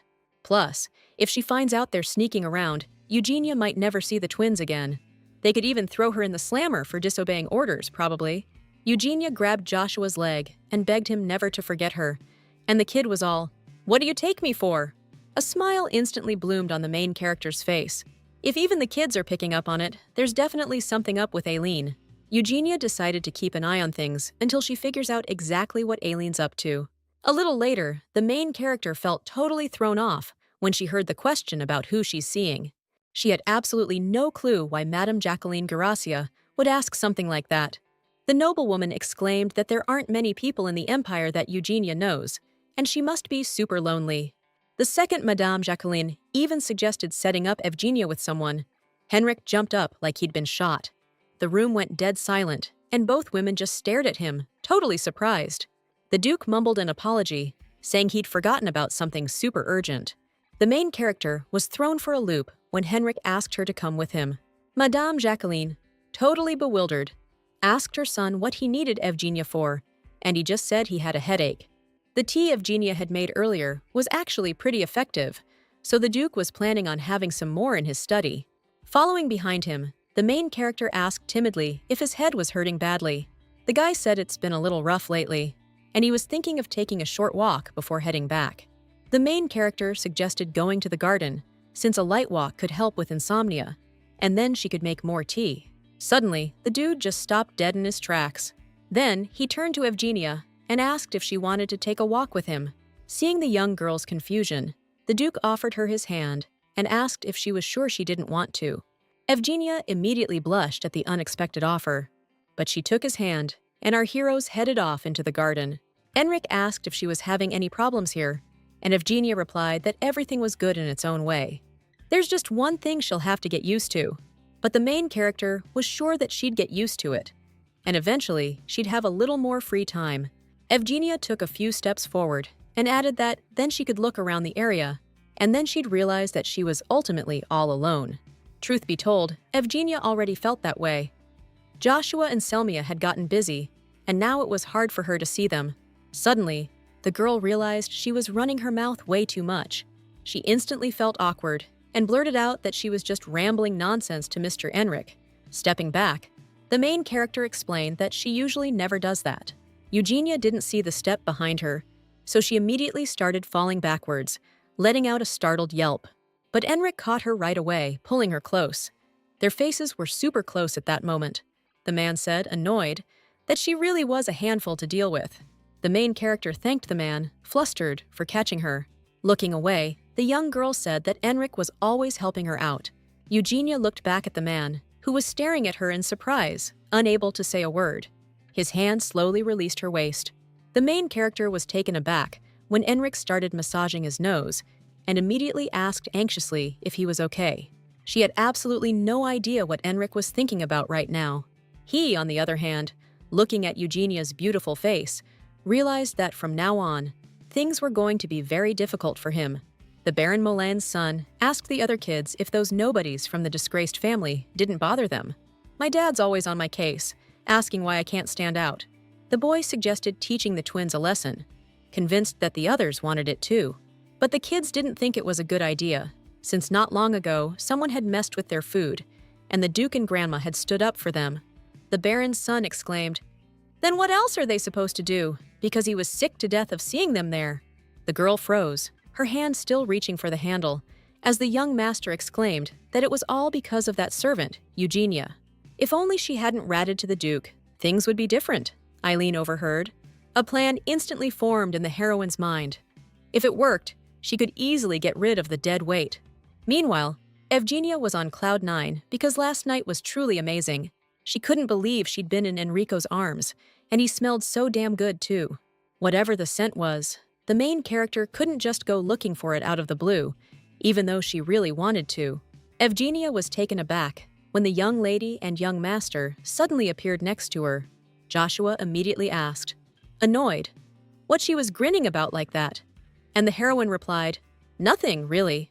Suddenly, Selmia excitedly announced that teacher Eileen would be having a picnic in class tomorrow, and the maids had to come along. The main character promised to prepare and asked the twins if there was anything else important. Looking down, Joshua explained that the teacher had asked them to bring something that belonged to their parents. But he and Sally have nothing except those gemstones. That's why the twins were so scared of losing them at the picnic. Eugenia was floored. How could Aileen suggest bringing their parents' things, knowing why Joshua and Selmia came here? Clutching her apron, the girl told them not to worry about it. She turned the jewelry into brooches, so the kids can just pin them to their clothes and not lose them. Joshua sheepishly agreed that she was right. The main character smiled and told the twins not to stress too much and to have a blast. The kids promised they would, and Eugenia immediately perked up, asking what she should cook. But the next day, all of the main character's enthusiasm vanished. Jenny asked why they were asked to bring the kids, since now they have to wait for them to get back. They were so far away, on the other side, which made the main character worry if everything would be all right. But Aileen really cares about Joshua and Selmia, so nothing bad should happen. If things go sideways, the main characters decided she's going to take a little boat trip. Jenny promised to cover for her friend if she suddenly felt like going for a boat ride, but Eugenia turned her down. It was just clear skies, and now it's suddenly raining, so Jenny's maid's running back to the mansion for some umbrellas. Seeing the butler help the kids into the boat, it's pretty obvious they're heading back. But suddenly, something caught the main character's eye. Aileen was holding Joshua down while he tried to break free, and this whole scene just raised a ton of questions for Eugenia. The young master kept complaining, but the teacher still managed to get him into the boat. Once the kids made it across to the other side, The main character gave the twins some props. She was curious if the kids had a good time at the picnic. The main character flinched when Joshua quietly called her name, his voice cracking. She immediately covered the kids with her umbrella, crouched down, and asked worriedly if something was wrong. The boy confessed through tears that they'd lost their brooches. The teacher said to show each other or their parents, so they had to take them off. But they think they lost them then. The other kids started laughing at Joshua for crying over something so trivial. Baron Molin's son sneered, saying the jewels were recently sparkling in the grass, and he thought they were just trash. However, if Joshua agreed to get on his knees, young Master Ranville might just reveal where they were. Joshua grabbed the kid by the collar and yelled that it was a keepsake from his parents. The main character immediately pulled the young master away and explained that wasn't okay, but the boy kept struggling. Just then, Aileen appeared, indignantly asking Joshua and Ranville what all the commotion was about. She ordered them to stop bickering immediately and get back home, since it started raining. Joshua tried to explain that the brooches were on the other side of the river, but the teacher coldly told him to obey her. Suddenly, Eugenia stepped in front of the boy and asked the teacher that if she decided to give a lesson like this, shouldn't she be more careful? Aileen scoffed and wondered if the maid was really trying to interfere with her teaching methods. But the main character explained that the brooches Joshua and Selmia brought were the only things left of their deceased parents. Teacher Aileen knew that perfectly well, but the woman replied that she was simply fulfilling her duty as a teacher, so don't go saying her decision was wrong. So Eugenia should go get the things, since that's her job as a maid, but the main character was planning to do it anyway. Wiping away tears, Selmia said that the brooches were probably still at the picnic spot. The main character promised that she would definitely find the jewelry. She'll be quick and back in a flash.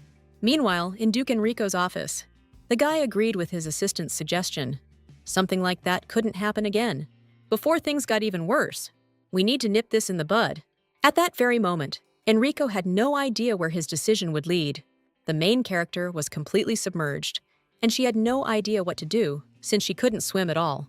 Suddenly, Evgenia heard a voice telling her to just hang on a little longer. The glowing butterflies said they'd found someone to save her, so Evgenia just needed to hold out. With the last of her strength, the girl grabbed onto a piece of wreckage.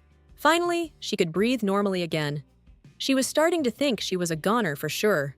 Good thing the brooch is okay. It would have been a real problem if it got wet. Better pin it to my clothes. Can't risk losing this thing. No way. Evgenia squeezed her eyes shut and started praying she'd be okay and make it to shore safe and sound. Right then, Henrik showed up, yelling Evgenia's name like crazy. His heart was pounding out of his chest. The main character was shocked to see the Duke. Henrik ordered them to get a rescue boat out there, stat. But Jenny said they were all gone. In that case, everyone needs to brace themselves. The guy immediately yelled at Evgenia to look out, because a huge wave was coming right at her. It crashed right over her, pulling her under and taking her breath away. Eugenia slowly opened her eyes the moment she felt a touch on her cheek. Enric jumped into the water right after her, and then his lips met hers, giving her that sweet, sweet air. Once they were both on the shore, she started coughing like crazy, trying to get all the water out of her lungs. Eugenia's eyes were starting to droop, but she knew she couldn't fall asleep, or Enric would freak out. The guy scooped her up in his arms and said they were heading to a shack nearby, since there was no way they could cross the river right now. Luckily, it's maintained every so often, so there's food and supplies there. No sweat until the weather clears up, but Eugenia still looks like she's in rough shape. Enric figured he needed to throw on some more logs.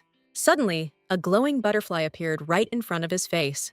After taking a good, hard look, the aristocrat realized he'd seen that glow on the shore not too long ago. This ain't just a hallucination, that's for sure. It's not some firefly either, which is what you might think. So what the heck is it? Suddenly, a glowing butterfly landed right on the young woman's forehead. And just like that, the main character's whole body started radiating this intense, bright blue light. Henrik was totally clueless about what had just gone down. He was completely lost, trying to figure out what the heck was happening. Gently touching the main character's hand, the guy decided that didn't matter right now. "The important thing is you wake up okay," the Duke said, and kissed Eugenia's hand. The main character slowly opened her eyes as soon as she heard the unfamiliar voice call her name. A fairy was sitting right in front of her, and Evgenia started to think she was dreaming. Evgenia was stunned when she saw her childhood body. Meanwhile, the fairy flew up to the little girl and announced that a girl so young shouldn't be going to the afterlife yet. The glowing butterflies exclaimed that she couldn't be saved. That person didn't keep their promise back then either. The fairy knew that perfectly well, but without that stone, they couldn't travel to the new world. The queen decided to trust a human one last time. Only one soul can enter one body. The main character watched, as if hypnotized, as a small puff of cloud came out of her mouth. The little cloud started to babble something in a panic, but the queen immediately calmed it down, saying that souls rarely cross worlds. The fairy offered the soul a deal. If it brought her the wish stone and the transformation stone, then she would give it another chance at life. Cloud nodded firmly, agreeing to those terms. But right now, that's a no-go, because Eugenia's soul is way too young for that kind of thing. The queen's decided to turn her soul into a seed and help it grow. She'll only leave the memories that matter, and Eugenia will forget all the pain she's been through. In return, one day the girl will grow up, open her eyes, and keep her promise. The stones will guide her back. And finally, the queen will bestow a blessing on our girl, so she can hear what every blade of grass is saying. Eugenia froze the second the fairy looked right at her. Suddenly, the queen got real close and told her this would be a huge help later on. The girl can't let anything get her down. Now it's time for her to open her eyes. The queen called out Hari's name, and a bright blue light enveloped the heroine, pulling her back to reality. Evgenia slowly opened her eyes. She immediately felt someone holding her hand. Realizing it was Lord Enric, the girl jumped up, and the man felt a wave of relief that Evgenia was awake. The girl immediately started searching for the brooch, but the Duke calmed her down, saying he'd taken it off temporarily while he was taking care of her. He immediately returned the jewel, the very thing Evgenia risked her life for. The heroine realized she hadn't been thinking about that lately, because things were happening that weren't in the original story. But the fact that she knew about herbs and heard strange voices had to be connected to the fairies. But where was she supposed to find that stone? They said they'd only leave Evgenia with the memories she needed. Suddenly, Enric touched the girl's forehead. He asked, all worried, how she was doing, and felt that her fever was gone. Being that close to him made her totally freak out, and she blurted out that it was a little chilly in here. Henrik handed her a wooden mug and told her to drink some warm water. Evgenia asked when the rain would stop, and he said it didn't look like it was letting up anytime soon. She was bummed that Joshua and Selmia were so stressed out about her. Me too, Henrik said, kinda sharp. He explained that he'd been worried too, and that's why he didn't get why she always acted so reckless. Catching herself, she immediately started thanking him for saving her. And then she added that she always tries to be careful. She explained that when kids are involved, her body just kicks into overdrive, and she can't help it. This feels like young love. Henrik knew damn well those two were important to her. Tucking a strand of hair behind her ear, he asked her not to forget that she was the most important person to someone else too. Evgenia promised, and this time, he chose to believe her. She eagerly reminded the Duke that she'd never lied to him, and that was the truth. She always told him everything, but knew so little about him. It made her heart ache. He said his story wasn't all that interesting, so she asked him to at least tell her about his childhood. Henrik finally agreed, saying this would be the first and last time he'd tell her his somewhat dark story. The Duke began his story by saying he didn't have a mother. The previous Dukes hadn't had any kids for a long time, and since they were the only ones left in the family, they needed a way to get an heir. Enrique just got lucky they spotted him, because with the plague epidemic, orphans were a dime a dozen. Thanks to the Duke and Duchess, the kid wasn't starving anymore. He didn't have to sweat just surviving day to day. That's why Enrique decided he was going to be the best damn son he could be. That way, he'd definitely be worthy of these good people who took him in and cared for him. And that's how the little guy lived for a few years, until Mom finally had the son she'd always wanted, a boy named Jade. And, as messed up as it sounds, when his brother was born, Enrique started wondering if he could still stay here. Those thoughts pushed him to become an officer. Both parents were against it, saying he was just the younger brother. But Enrique ended up joining the military academy anyway. Since he was the best knight in the Ace Empire, they assigned him to Chatton. It was tough, but the guy didn't regret it. He finally felt like he'd found his place. The main character figured the gloves were because of injuries he got during training. Deciding to take a shot, Eugenia asked if she could see. The guy said they looked awful. The main character carefully took off the glove and saw Henrik's hand, completely covered in scars. No matter how good the Duke and Duchess are, there's still such a thing as social standing. Henrik had been working his tail off alone all this time. Since Miss Eugenia's seen them, that's enough of that. But the main character grabbed his hand tighter and told him not to hide it. These scars are proof of how hard Henrik's life has been. It's something to be proud of, not hide. The hero looked totally bewildered when she said they were beautiful. Yeah, Henrik said, intertwining his fingers with Eugenia's hand. Then he gently kissed her hand, never breaking eye contact with the main character, and added, "If you say so, then it must be true." Shock immediately flashed across Eugenia's face. Seeing the main character's reaction, the guy asked, "Am I not allowed to hold your hand?" Eugenia shyly said no, and a happy grin instantly spread across Henrik's face. Then he told the main character, "If you'll let me, I'll definitely find a way to stay with you, so please trust me." Eugenia was surprised that Henrik was picturing a future with her. Trying to hide her embarrassment, she assured him, "I'm really good at waiting, so you just need to hurry up and finish the story."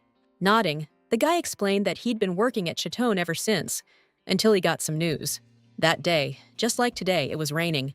Henrik managed to get home fast after hearing the terrible news. He walked into the room and saw his mother in mourning clothes, just standing there staring at a snow-white towel. Hearing the footsteps, she turned her head, and Henrik saw the desperation in her eyes. Elvry explained to Henrik that his father and Jade had fallen into the river. Ever since Mr. Jade got that pony, he loved riding, so when the rain stopped, he went out with his father. But the rain had really washed out the ground, and His Excellency immediately jumped in after him. But in the end, they both drowned. When Madame Jacqueline saw Henrik in the doorway, she froze. Then she rushed at him, screaming like crazy, asking why he did it, why he gave her baby that pony. If it wasn't for him, her son Jade would still be alive. Henrik stopped mid-sentence, a voice in his head screaming it was all his fault Jade and the boss were dead. Seeing the look on his face, Evgenia asked, worried, "Hey, you okay? Don't keep going if this is too much," she said. "You don't have to talk about it." But he insisted he was fine, even though she could see he was totally freaking out. She immediately hugged him. "I'm so sorry," she whispered. "I shouldn't have pushed you like that." "Don't push yourself too hard," she told him. Henrik gently pulled back, saying quietly, "I should have gotten Jade a different gift. Things would be different now. If he'd lost Evgenia too, if he'd been even a second later, Henrik wouldn't be able to go on living." The heroine gently took his hand. "This isn't your fault, Henrik. He got his little brother a pony, opened the floodgates. But you can't predict how life's gonna go down. It's always a wild card. Besides, the Duke did save her." The main character knelt right in front of him, insisting it was all him. So, to put Lord Henrik's mind at ease, the young woman promised to be extra careful from now on. Still, the Duke reminded Eugenia that she's always reckless. A faint smile touched Henrik's lips as the main character huffed, annoyed, that she was being serious right now. The two locked pinkies, and she promised. She meant it this time. Once they were all safely across the river, the Duke apologized for making everyone worry. He ordered Cedric to get this whole mess cleaned up and keep an eye on the river territory until further notice. Then, Henrik asked Eugenia to go back and rest, since she still wasn't feeling well, and she obeyed. Jenny immediately rushed over to the girl, asking how she was, and said that the young master and lady were at the mansion right now. Eugenia asked how they were doing, and the maid said they'd been crying so much they were completely exhausted. Enrique called out to Cedric and Elvry and asked them to take care of moving Eugenia to the main mansion. "A fever like that doesn't just go away, so we need to call the family doctor. And Elvry has something he needs to check out." Someone deliberately made a hole in the ferry Eugenia was on. When Enrique inspected it a few days ago, there was nothing like that. When the Duke jumped into the water, he managed to spot the hole in the bottom of the overturned boat. Elvry wasn't surprised at all. Even in such a critical moment, His Excellency hadn't forgotten about things like that. The Duke asked his assistant to find proof, no matter the cost. After a while, the main character started to seriously doubt she should be using such a luxurious room. She was told that Enrique had assigned these chambers to her, but for a regular maid, this was way too much. The family doc whipped up some medicine for Evgenia to bring down the fever, and since there weren't any other injuries, he was done. As soon as the guy left, the young woman realized she was dead tired. But first, gotta return the brooches, 'cause the twins were freaking out. Just then, she heard little footsteps coming towards the room. Joshua and Selmia burst in right away, all worried. asking Evgenia if she was okay and how she was feeling. The kids immediately rushed to hug her, and the main character, kinda flustered, assured them she was fine and they didn't need to worry. Joshua immediately started saying it was all his fault, that if it wasn't for that darn gemstone, none of this would have happened.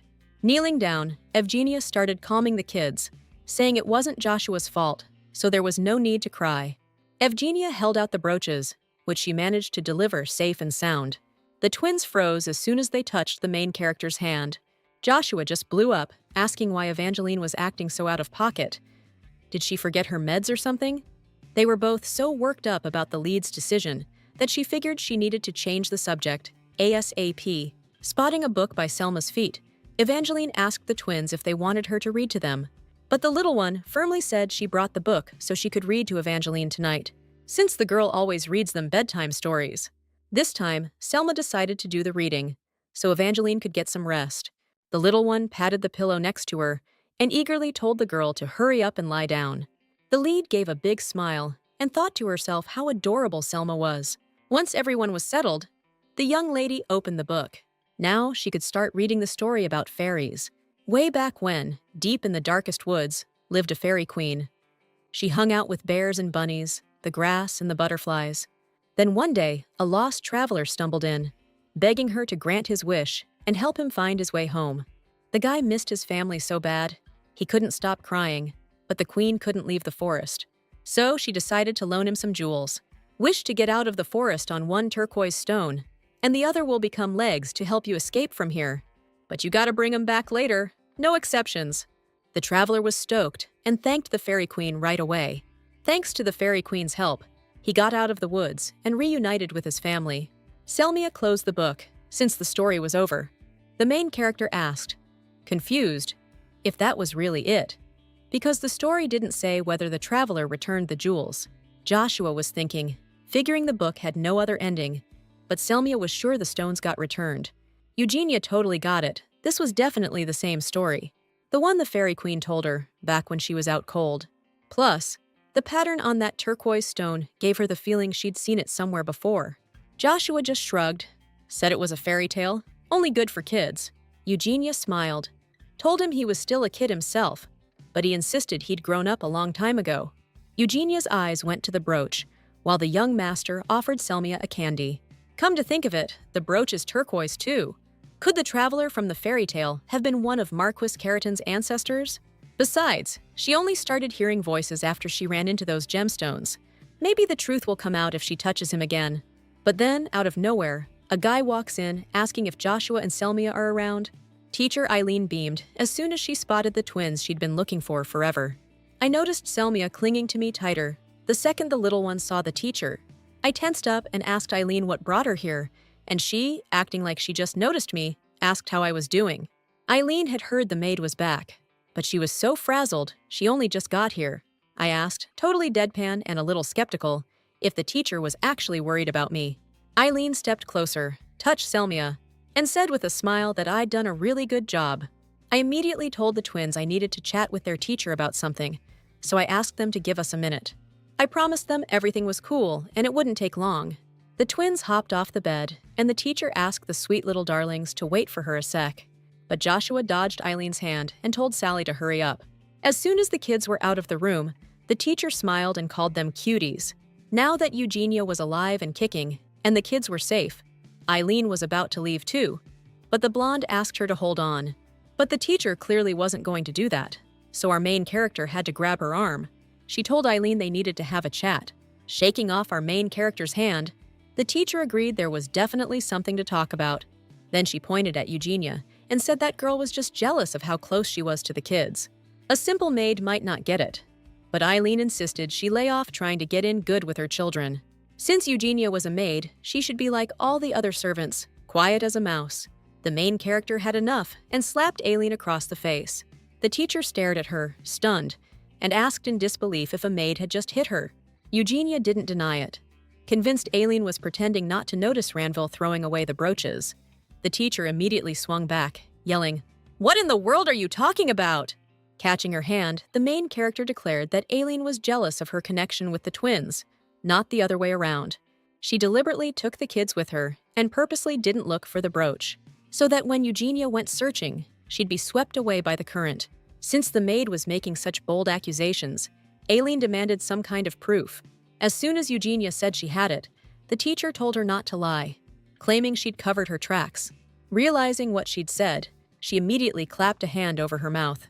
Getting closer, the main character asked Aileen if she knew what she'd seen on that ferry.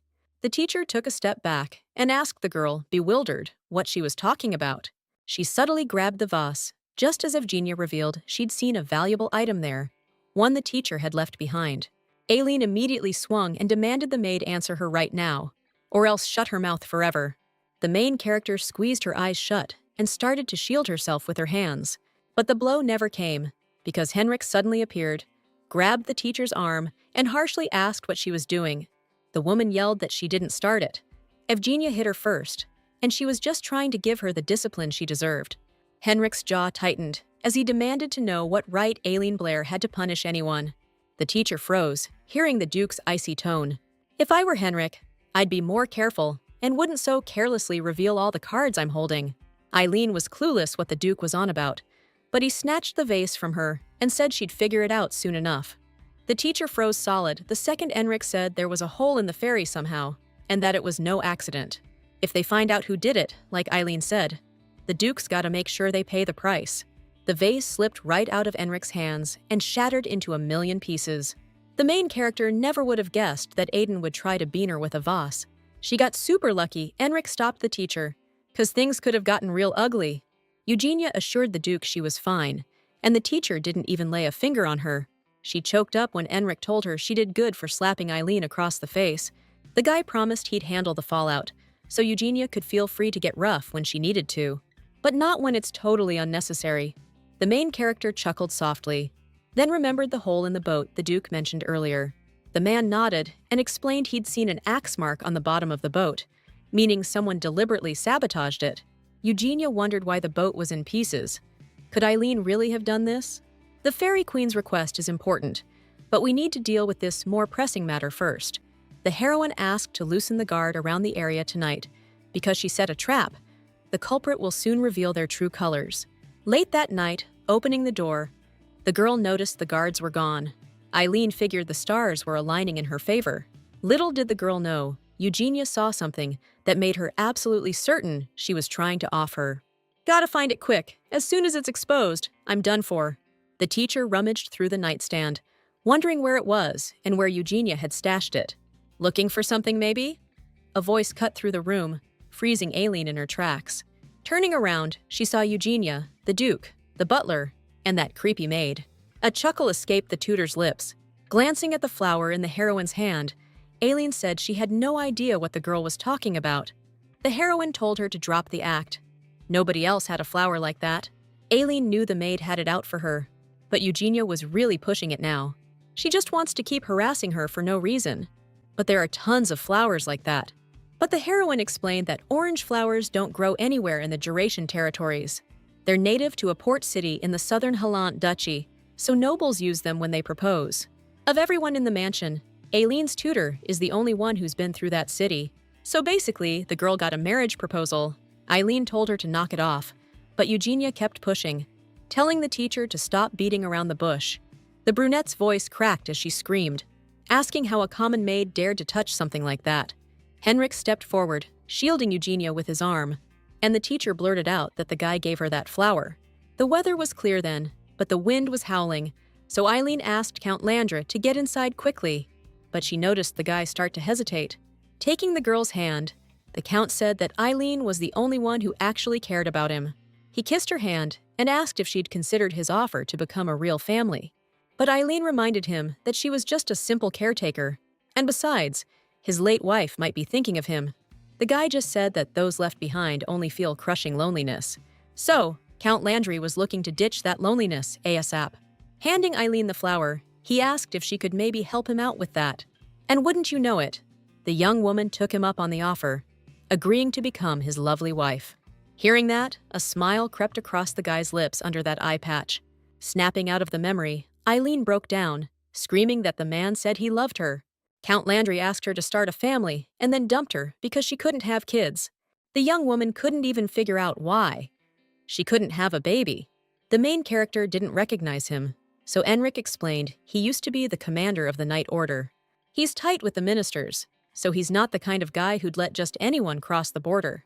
After Eileen Blair got canned from the Carrot and Marcus family, she landed a job working for the Landry County. He was giving Eileen birth control, since he already had an heir growing up, and he didn't want another kid. Enrico felt bad the heroine had to go through all that. But that doesn't mean Joshua and Selmia can become her kids.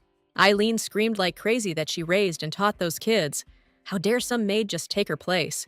She promised she wouldn't let the twins go for anything. Suddenly, Selmia ran into the room and yelled like a banshee for the teacher to shut her trap. Because she's Mom Mia's daughter. Clutching the main heroine, the girl said through tears that her family is keratin. Joshua walked into the room and backed up Selmia's words. They trusted and followed the teacher, but they never thought of her as a replacement for Mom. Elvery apologized to the master and explained that the young master and young lady had insisted on coming themselves. Eileen couldn't believe what she was hearing. Snapping his fingers, Duke Enric informed Eileen Blair that he wouldn't listen to her excuses anymore. From this moment on, the teacher is banished. Eileen shouldn't even think about setting foot on Juraceous soil again. The teacher immediately demanded to be released and asked Joshua and Selmia to come to their mother. The main character hugged the twins and began to comfort them, promising that everything would be over soon. However, Eileen continued to resist, shouting that they couldn't treat her like this. But no one listened to her, so the door slammed shut, muffling the former teacher's screams. It was noisy in the mansion, so Eugenia was worried about the children. But they reminded her that she hadn't recovered yet herself. Joshua assured her that they were fine, so she didn't need to worry about them. So, the main character suggested cocoa in bedtime, but you're not supposed to drink that stuff at night, so it's their little secret. Selmia was stoked, because that meant her big sis was going to sleep with them tonight. They could do this thanks to their great aunt on their mom's side. The little one confessed that, all this time, Miss Eileen had been giving her the creeps. Just mentioning Eugenia's name, she'd instantly get this look on her face and try to keep them apart. Joshua kind of figured something was up, but he didn't realize Miss Eileen was so possessive, like they were her own kids or something.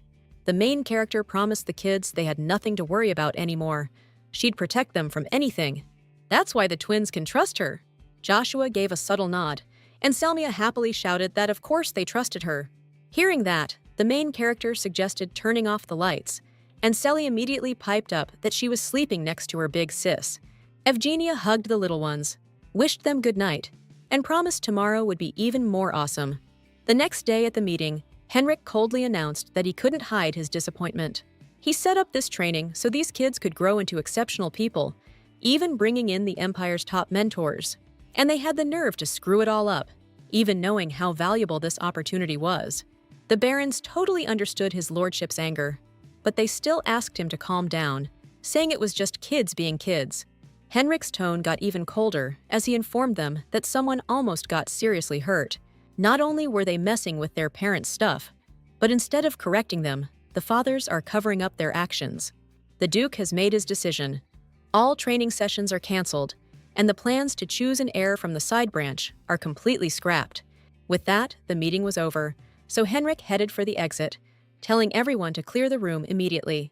He wasn't about to entrust this family to those who didn't even deserve to be called human. Anyone who doesn't leave on time will be considered banished from the family. And with that, Henrik dismissed them.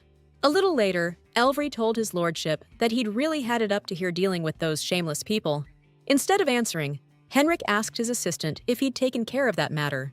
Elvery reported that Lady Eileen had been sent to a convent on the edge of the Empire, just like he ordered, and he'd be checking on her condition. The assistant thought to himself that Eugenia was either too kind or way too soft. The girl herself had asked Elvery days earlier to give that flower to the teacher so she could handle things herself. But Eugenia had insisted that Elvery not say a word to Lord Henrik. Elvery did as the girl asked and told his lordship that he would now return to his duties. Opening the door, the assistant noticed an unexpected guest. Without looking up, Henrik asked the child what brought him here. Joshua stood his ground and told his uncle he had something to say. The Duke asked what was on his mind, but the young master suddenly got all flustered.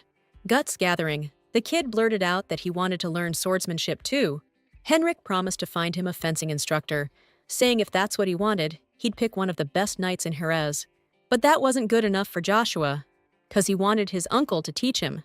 It wasn't a big deal, but the Duke didn't get why, and the kid immediately exclaimed he wanted to protect those he cared about. This time, he explained how helpless he felt, even though he was young. That's probably why people underestimate him.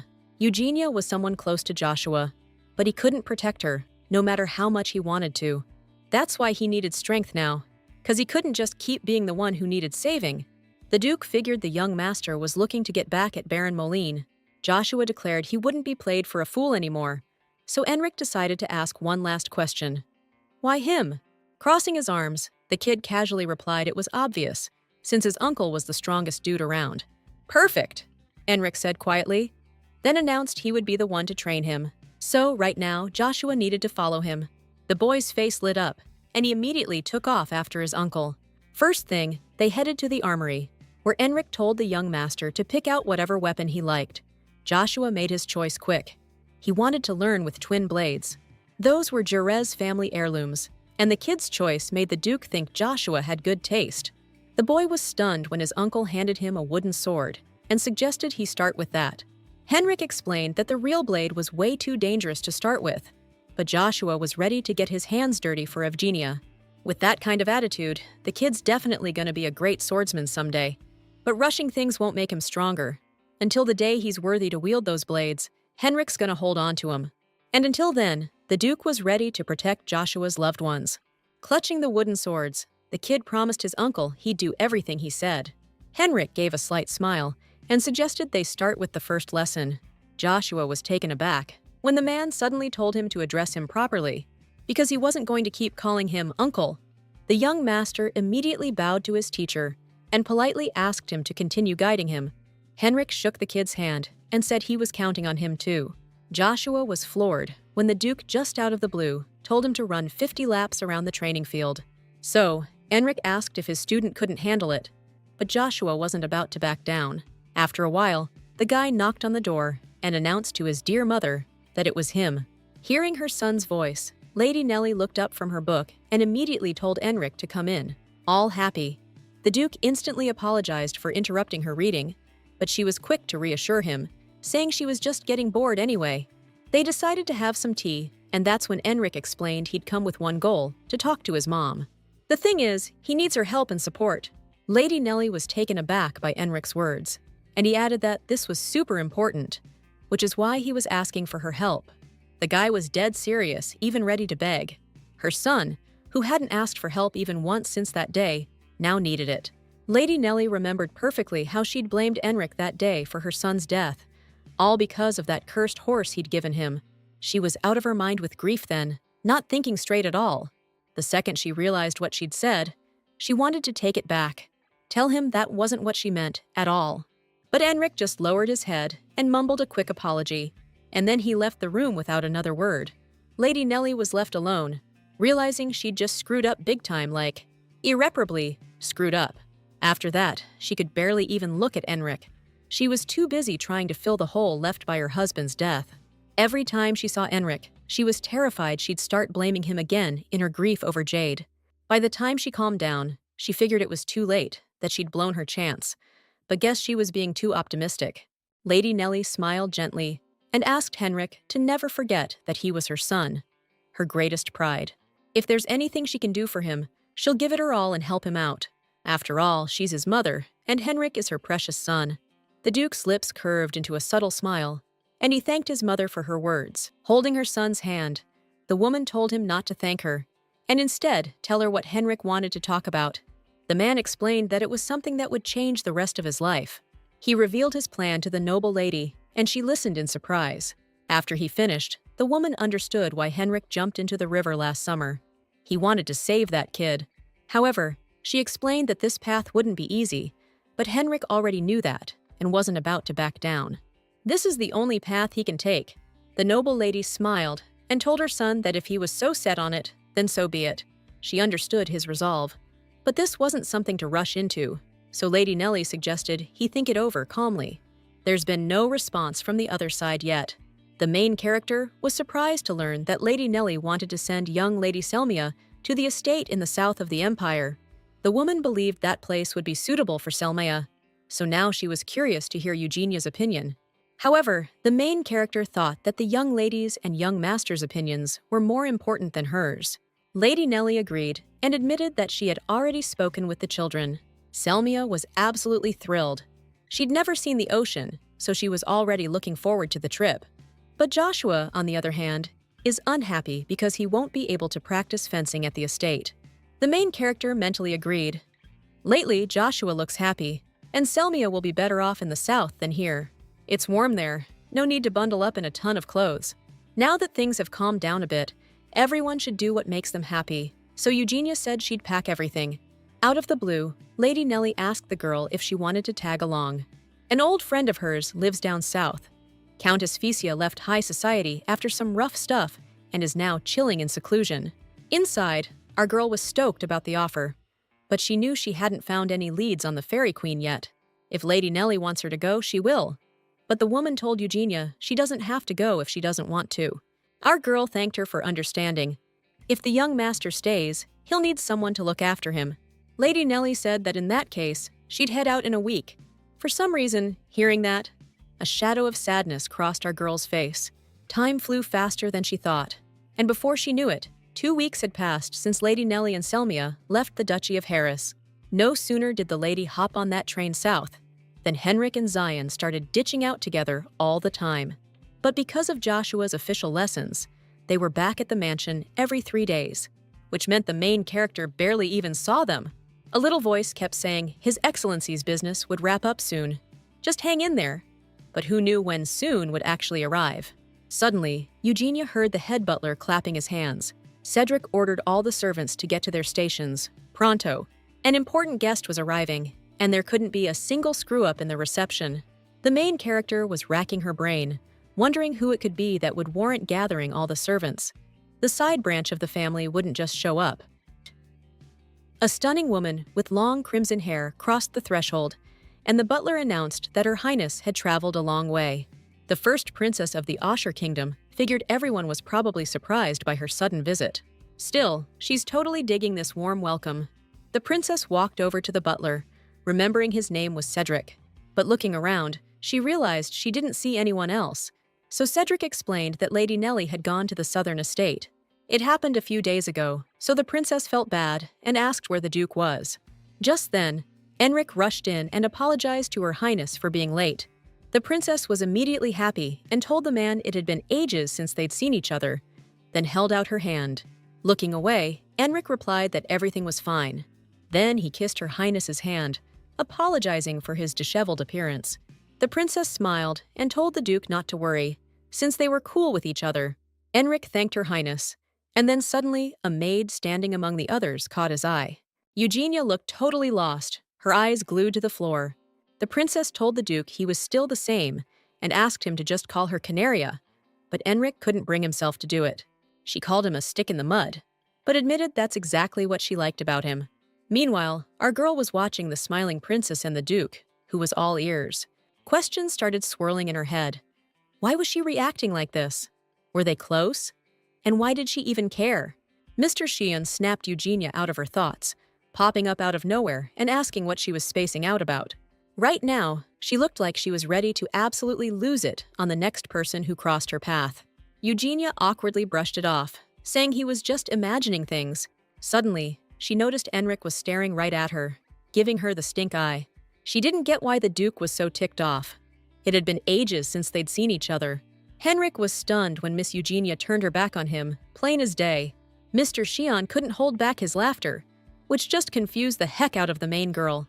Princess Canaria asked sweet Henrik what he was staring at, but he played it cool, said nothing was up. Looking away, the guy asked Her Highness what brought her here unannounced. Canaria explained to Henrik that he wouldn't have listened even if she'd sent a letter. If he'd known everything, he definitely would have told her to stay away. Henrik explained that it was going to start snowing real soon, so Her Highness better head back quick, before she caught a cold. Canaria didn't see what the big deal was. Plus, she'd traveled straight through, without a single day of rest, just to see Henrik. Couldn't the guy spare her even one night? The Duke bowed and explained to the princess that he'd been swamped with urgent business lately, and was often away from the mansion. Henrik apologized to Her Highness for not being able to escort her personally, and then, without waiting for a response, bowed and left. The butler immediately approached the princess and informed her that he would take care of her reception while her chambers were being prepared, and that she could warm up in the drawing room. Canaria hid her displeased expression behind her fan, but then she quickly plastered on a smile and asked for some hot tea. The butler immediately went to fulfill her request, and Canaria, with a sly smile, said that since the Duke was so concerned about her, she would return the favor. After the meeting with the princess, Henrik immediately summoned Eugenia to him. The man asked why she wasn't looking at him, to which the main character replied that she was just in a mood. Henrik nodded, accepting the answer, and then, approaching closer, he unexpectedly asked if the girl had no questions for him.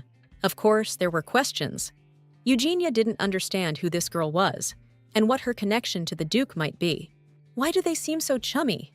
And is there something going on between Henrik and this guest? But all Eugenia asked was if she should be worried about this lady showing up. Henrik immediately said no and swore to her that would never happen. The main girl felt relieved and barely smiled, saying that would be enough. But her tone and the look on her face were kinda off. Eugenia turned around right away, saying she had to go. But Henrik stopped her, shouting her name. He reminded her that if she gave him some time, he'd definitely figure a way out of this mess. Those weren't just empty words he was saying. Henrik promised that there's really nothing between him and the princess, and that's why he kept things to himself, to protect her. The main girl totally got that Mr. Henrik could easily brush off the rumors, but she couldn't. The guy gently took Evgenia's hand and confessed he didn't want to drift apart from her over stuff like this. So, he practically begged her to give him even a tiny bit of confidence in her heart, so he could be more decisive. Henrik knew perfectly well he couldn't rush things, but he just couldn't help himself. There's always been a distance between them. Neither the Duke nor Evgenia can ignore what other people think. But Henrik wanted to be closer to her, to laugh together, to share the little things, because these feelings are too strong to ignore. The Duke swore he'd find a way out, no matter the cost. Pulling Evgenia closer, the guy asked her to help him with this, because they can only find the answer together.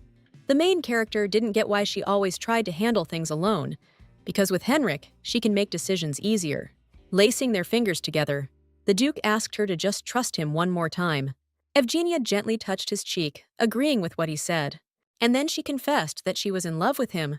Hearing those words, Henrik's breath caught in his throat, and his heart started pounding like crazy, filled with unbelievable joy. The man gently lifted Eugenia's chin and slowly leaned in towards her. A moment later, their lips met in a long-awaited kiss. The main character remembered a story Selmia had read to her, so she took out the brooches that were in the nightstand. As soon as the girl touched them, the room lit up with an intensely bright light, and glowing butterflies appeared all around. Gathering her courage, the main character asked where she needed to return the stone, and learned that the butterflies lived in a deep forest. Then Eugenia asked what the deadline was for returning it. The butterfly said that when the next snow falls, the fairy queen will disappear, so she needs to make it before then. If Eugenia doesn't fulfill her promise by that time, the blessing that the fairy queen gave her will also vanish. So that means the main character's life is going to get cut short next winter too, even though she's only still around now because of the queen. The butterfly said it was time for her to go, 'cause she's weak in the winter, and then she faded into the air, blinding the girl with her light. The main character picked up the map and started looking for that forest from her childhood. But no luck. Plus, with Eugene wanted by the authorities, she didn't even know if she'd make it back in one piece. Even so, Eugene made it to Ace Empire without any trouble, so she's got to start somewhere, even if it's small. The princess's assistant told her there were twins living in the mansion. Canary was stunned and asked if they were Duke Enrico's kids, but the assistant explained they were born out of wedlock. The girl left with Lady Nellie to an estate in the south of the empire, to lay low for a while. But the boy stayed here, so Duke Enrico himself started teaching him the art of fencing. The princess figured the Duke was really attached to this kid, which means she could take him under her wing. The next day, Canary couldn't figure out why she was running around since dawn. She was already dead tired. Joshua was super surprised to see Princess Asher. Canary handed the kid a towel and told him he was doing great. Then, the princess confessed she came to see Joshua on purpose, 'cause eating lunch alone is a drag. So, she asked the young master if he'd keep her company for lunch. Watching Joshua, Our girl figured he was handling the whole hosting thing better than she thought he would. Out of the blue, the princess asked the blonde her name, and Eugenia immediately introduced herself. Canary decided not to beat around the bush and just straight up offered the maid a job working for her. With a dramatic sigh, the princess announced she needed a maid to wait on her while she was here. But our girl knew damn well it wasn't a suggestion. It was practically an order from a princess of a whole kingdom. Right then, Henrik saved Evgenia from having to answer, telling the princess she already had a perfectly good job. Canaria asked, all icy, if she couldn't even get something like this done. The right to assign servants belongs solely to the head of the family, Henrik explained. Raising her glass, the princess said the duke was still the same stick in the mud as always. No fun to be had with him. And with that, they parted ways. 2 years ago, Canaria Asher lost her fight for the throne to her half-brother because he played dirty. She was going to accuse her brother of trying to poison her and hit back hard. But things went south real quick. Turns out, the poisoning left some lingering effects. Just like that, Canaria's fall happened in an instant, and the throne went to her younger half-brother. When the princess first met Duke Henrik, she immediately thought things were finally looking up. But now, it drove her nuts how he was always sticking up for that blonde. A few days later, Canary asked Penny where the Duke was. The maid said he'd been at the mansion 3 days ago, so he'd be back today. If Eugenia is assigned to Joshua, she'll have to be here every day. The princess understood that perfectly well. Soon, Duke Henrik and the young master returned and immediately greeted the princess. Canary immediately lit up with joy and told the man he was so hard to catch. She took a step towards him, but then, accidentally, tripped and fell right into his arms. Henrik asked if she was all right, saying it was dangerous to wear such shoes on a slippery floor. But Canary assured him she was fine. However, someone had recommended these shoes to her, saying they were slip-proof. The main character was stunned, because Her Highness was clearly, and brazenly, trying to pin this on her. But suddenly, Henrik told Her Highness that it was his fault. He should have made sure the princess's stay here was flawless, so this slip-up was on him. Canary smirked and said she'd let it slide this time. She was starting to think the Duke was way too cold, and figured he'd forgotten she was a princess of a whole kingdom. Henrik reminded her that they weren't engaged anymore. He's leaving again tomorrow, so he asked Her Highness one last time to get out of the mansion. Canary stepped closer to him and said she knew exactly how he felt when he wrote those letters last summer, so she wasn't going anywhere. A little while later, the main character went outside and saw the princess talking to Joshua. The boy wondered if Her Highness ever got bored watching him train, but she said it actually gave her a boost. But she couldn't stay for the whole training session today. She just stopped by to drop off a gift. Canary handed the young master a pair of matching swords as a small token of their friendship. "This is totally awesome," Joshua exclaimed, "'cause it's way too valuable a gift for him." The second gift was a blackbird in a cage. The princess explained this creature was a magical being, found in the kingdom of Asher. Joshua couldn't hide his excitement when the bird soared into the sky and landed right on his shoulder. The kid promised he'd take good care of her, no question. Turns out this bird's name is Kozre. Joshua found it in a book he found in Mr. Enrich's library. Eugenia went to the library with Joshua and looked for info about magical creatures too, but didn't find anything too dangerous. All the really nasty magical creatures got taken care of by hunter squads a long time ago. So now all that's left are the ones you can keep as regular harmless pets. This bird's one of them. I bet the princess knew you could keep her as a pet. That's why she gave her to Joshua. The only thing they could find out was that when Kozri feels threatened or gets anxious, she can grow to be 10 times her size. If we smash the gem on her forehead right now, we can stop the transformation. The next morning, the kid was getting ready to train with his new blades, but Eugenia insisted he use his old ones.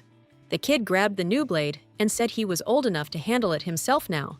He pulled out a white cloth and started polishing the weapon. One wrong move, and Joshua's hand was sliced open on the razor-sharp edge, which really freaked out the main character.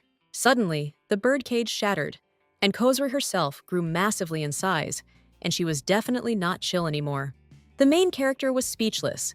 She didn't understand what was happening, because they hadn't been told this was even possible.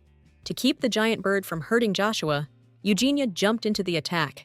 She managed to buy a few extra seconds, enough time to run to Joshua and check on him. But Kors appeared in an instant, so the kid shoved Eugenia out of the way, and the bird's sharp talons tore across his shoulder blade. Realizing what just happened, Evgenia looked at the boy lying there, totally freaked out. She snatched him up in her arms and bolted, trying to get away from that dangerous bird. But the only place nearby was a walk-in closet, and now the main character was trapped. Meanwhile, the butler and Master Cheyenne heard a weird commotion coming from the room and rushed over to see what was going on. They threw open the door and immediately saw the massive bird. Cheyenne started yelling for Joshua and Evgenia, knowing they had to be around there somewhere. The main character's voice shot out from the closet, telling him that Master Joshua was badly hurt. Cheyenne didn't waste another second and drew his sword right away. But Khosrow was fully grown now, so the master's swords just shattered against its head. The guy figured out that the bird was probably only reacting to the scent of blood, which meant its target was clear. The main character heard Lord Cheyenne's voice, telling her she needed to smash the stone on Khosrow's forehead right now. Eugenia grabbed the broken hanger and realized if she didn't do it, no one else could save Joshua at this moment. So, she charged in and pierced the stone on the giant creature's forehead. Khosrow immediately shrunk down, and the main character realized she'd actually done it. First things first, Eugenia laid Joshua on the bed and tried to wake him up. But since the wound was too serious, and the kid had already lost a lot of blood, the heroine whipped up some plant-based medicine for him. Through the pain, Joshua swallowed the medicine. Just then, the princess walked into the room, saying she'd heard a commotion, and asked what was going on. Seeing Her Highness, Eugenia immediately exclaimed, furious, why she'd given Joshua such a dangerous gift. However, Canaria replied that she'd already told him to be careful, saying that at the sight of blood, Canaria becomes difficult. Her assistant backed up the princess, saying if the maid didn't hear right, that's not on Her Highness. Canaria told the butler she'd given enough chances, so it was time to take action. The main character froze when Cedric ordered the guards to lock her in the storage room, pronto. It had been 2 days since Eugenia was locked up, and all she could think about was whether Joshua was doing okay. It was clear the princess was trying to pin the blame on Eugenia to avoid taking the heat for what happened, but it looks like she knew how the bird would react to blood. Suddenly, the main character realized that she was the princess's target all along. Right then, Canaria showed up in the storage room and snidely told Eugenia she looked like hell. The princess put on an act, saying it broke her heart that a sweet kid like Joshua got hurt. That's why she looked for a way to heal him. Canaria held out a page to Eugenia, a drawing of the eternal goodness plant, which can neutralize any poison. The main character knew about this flower.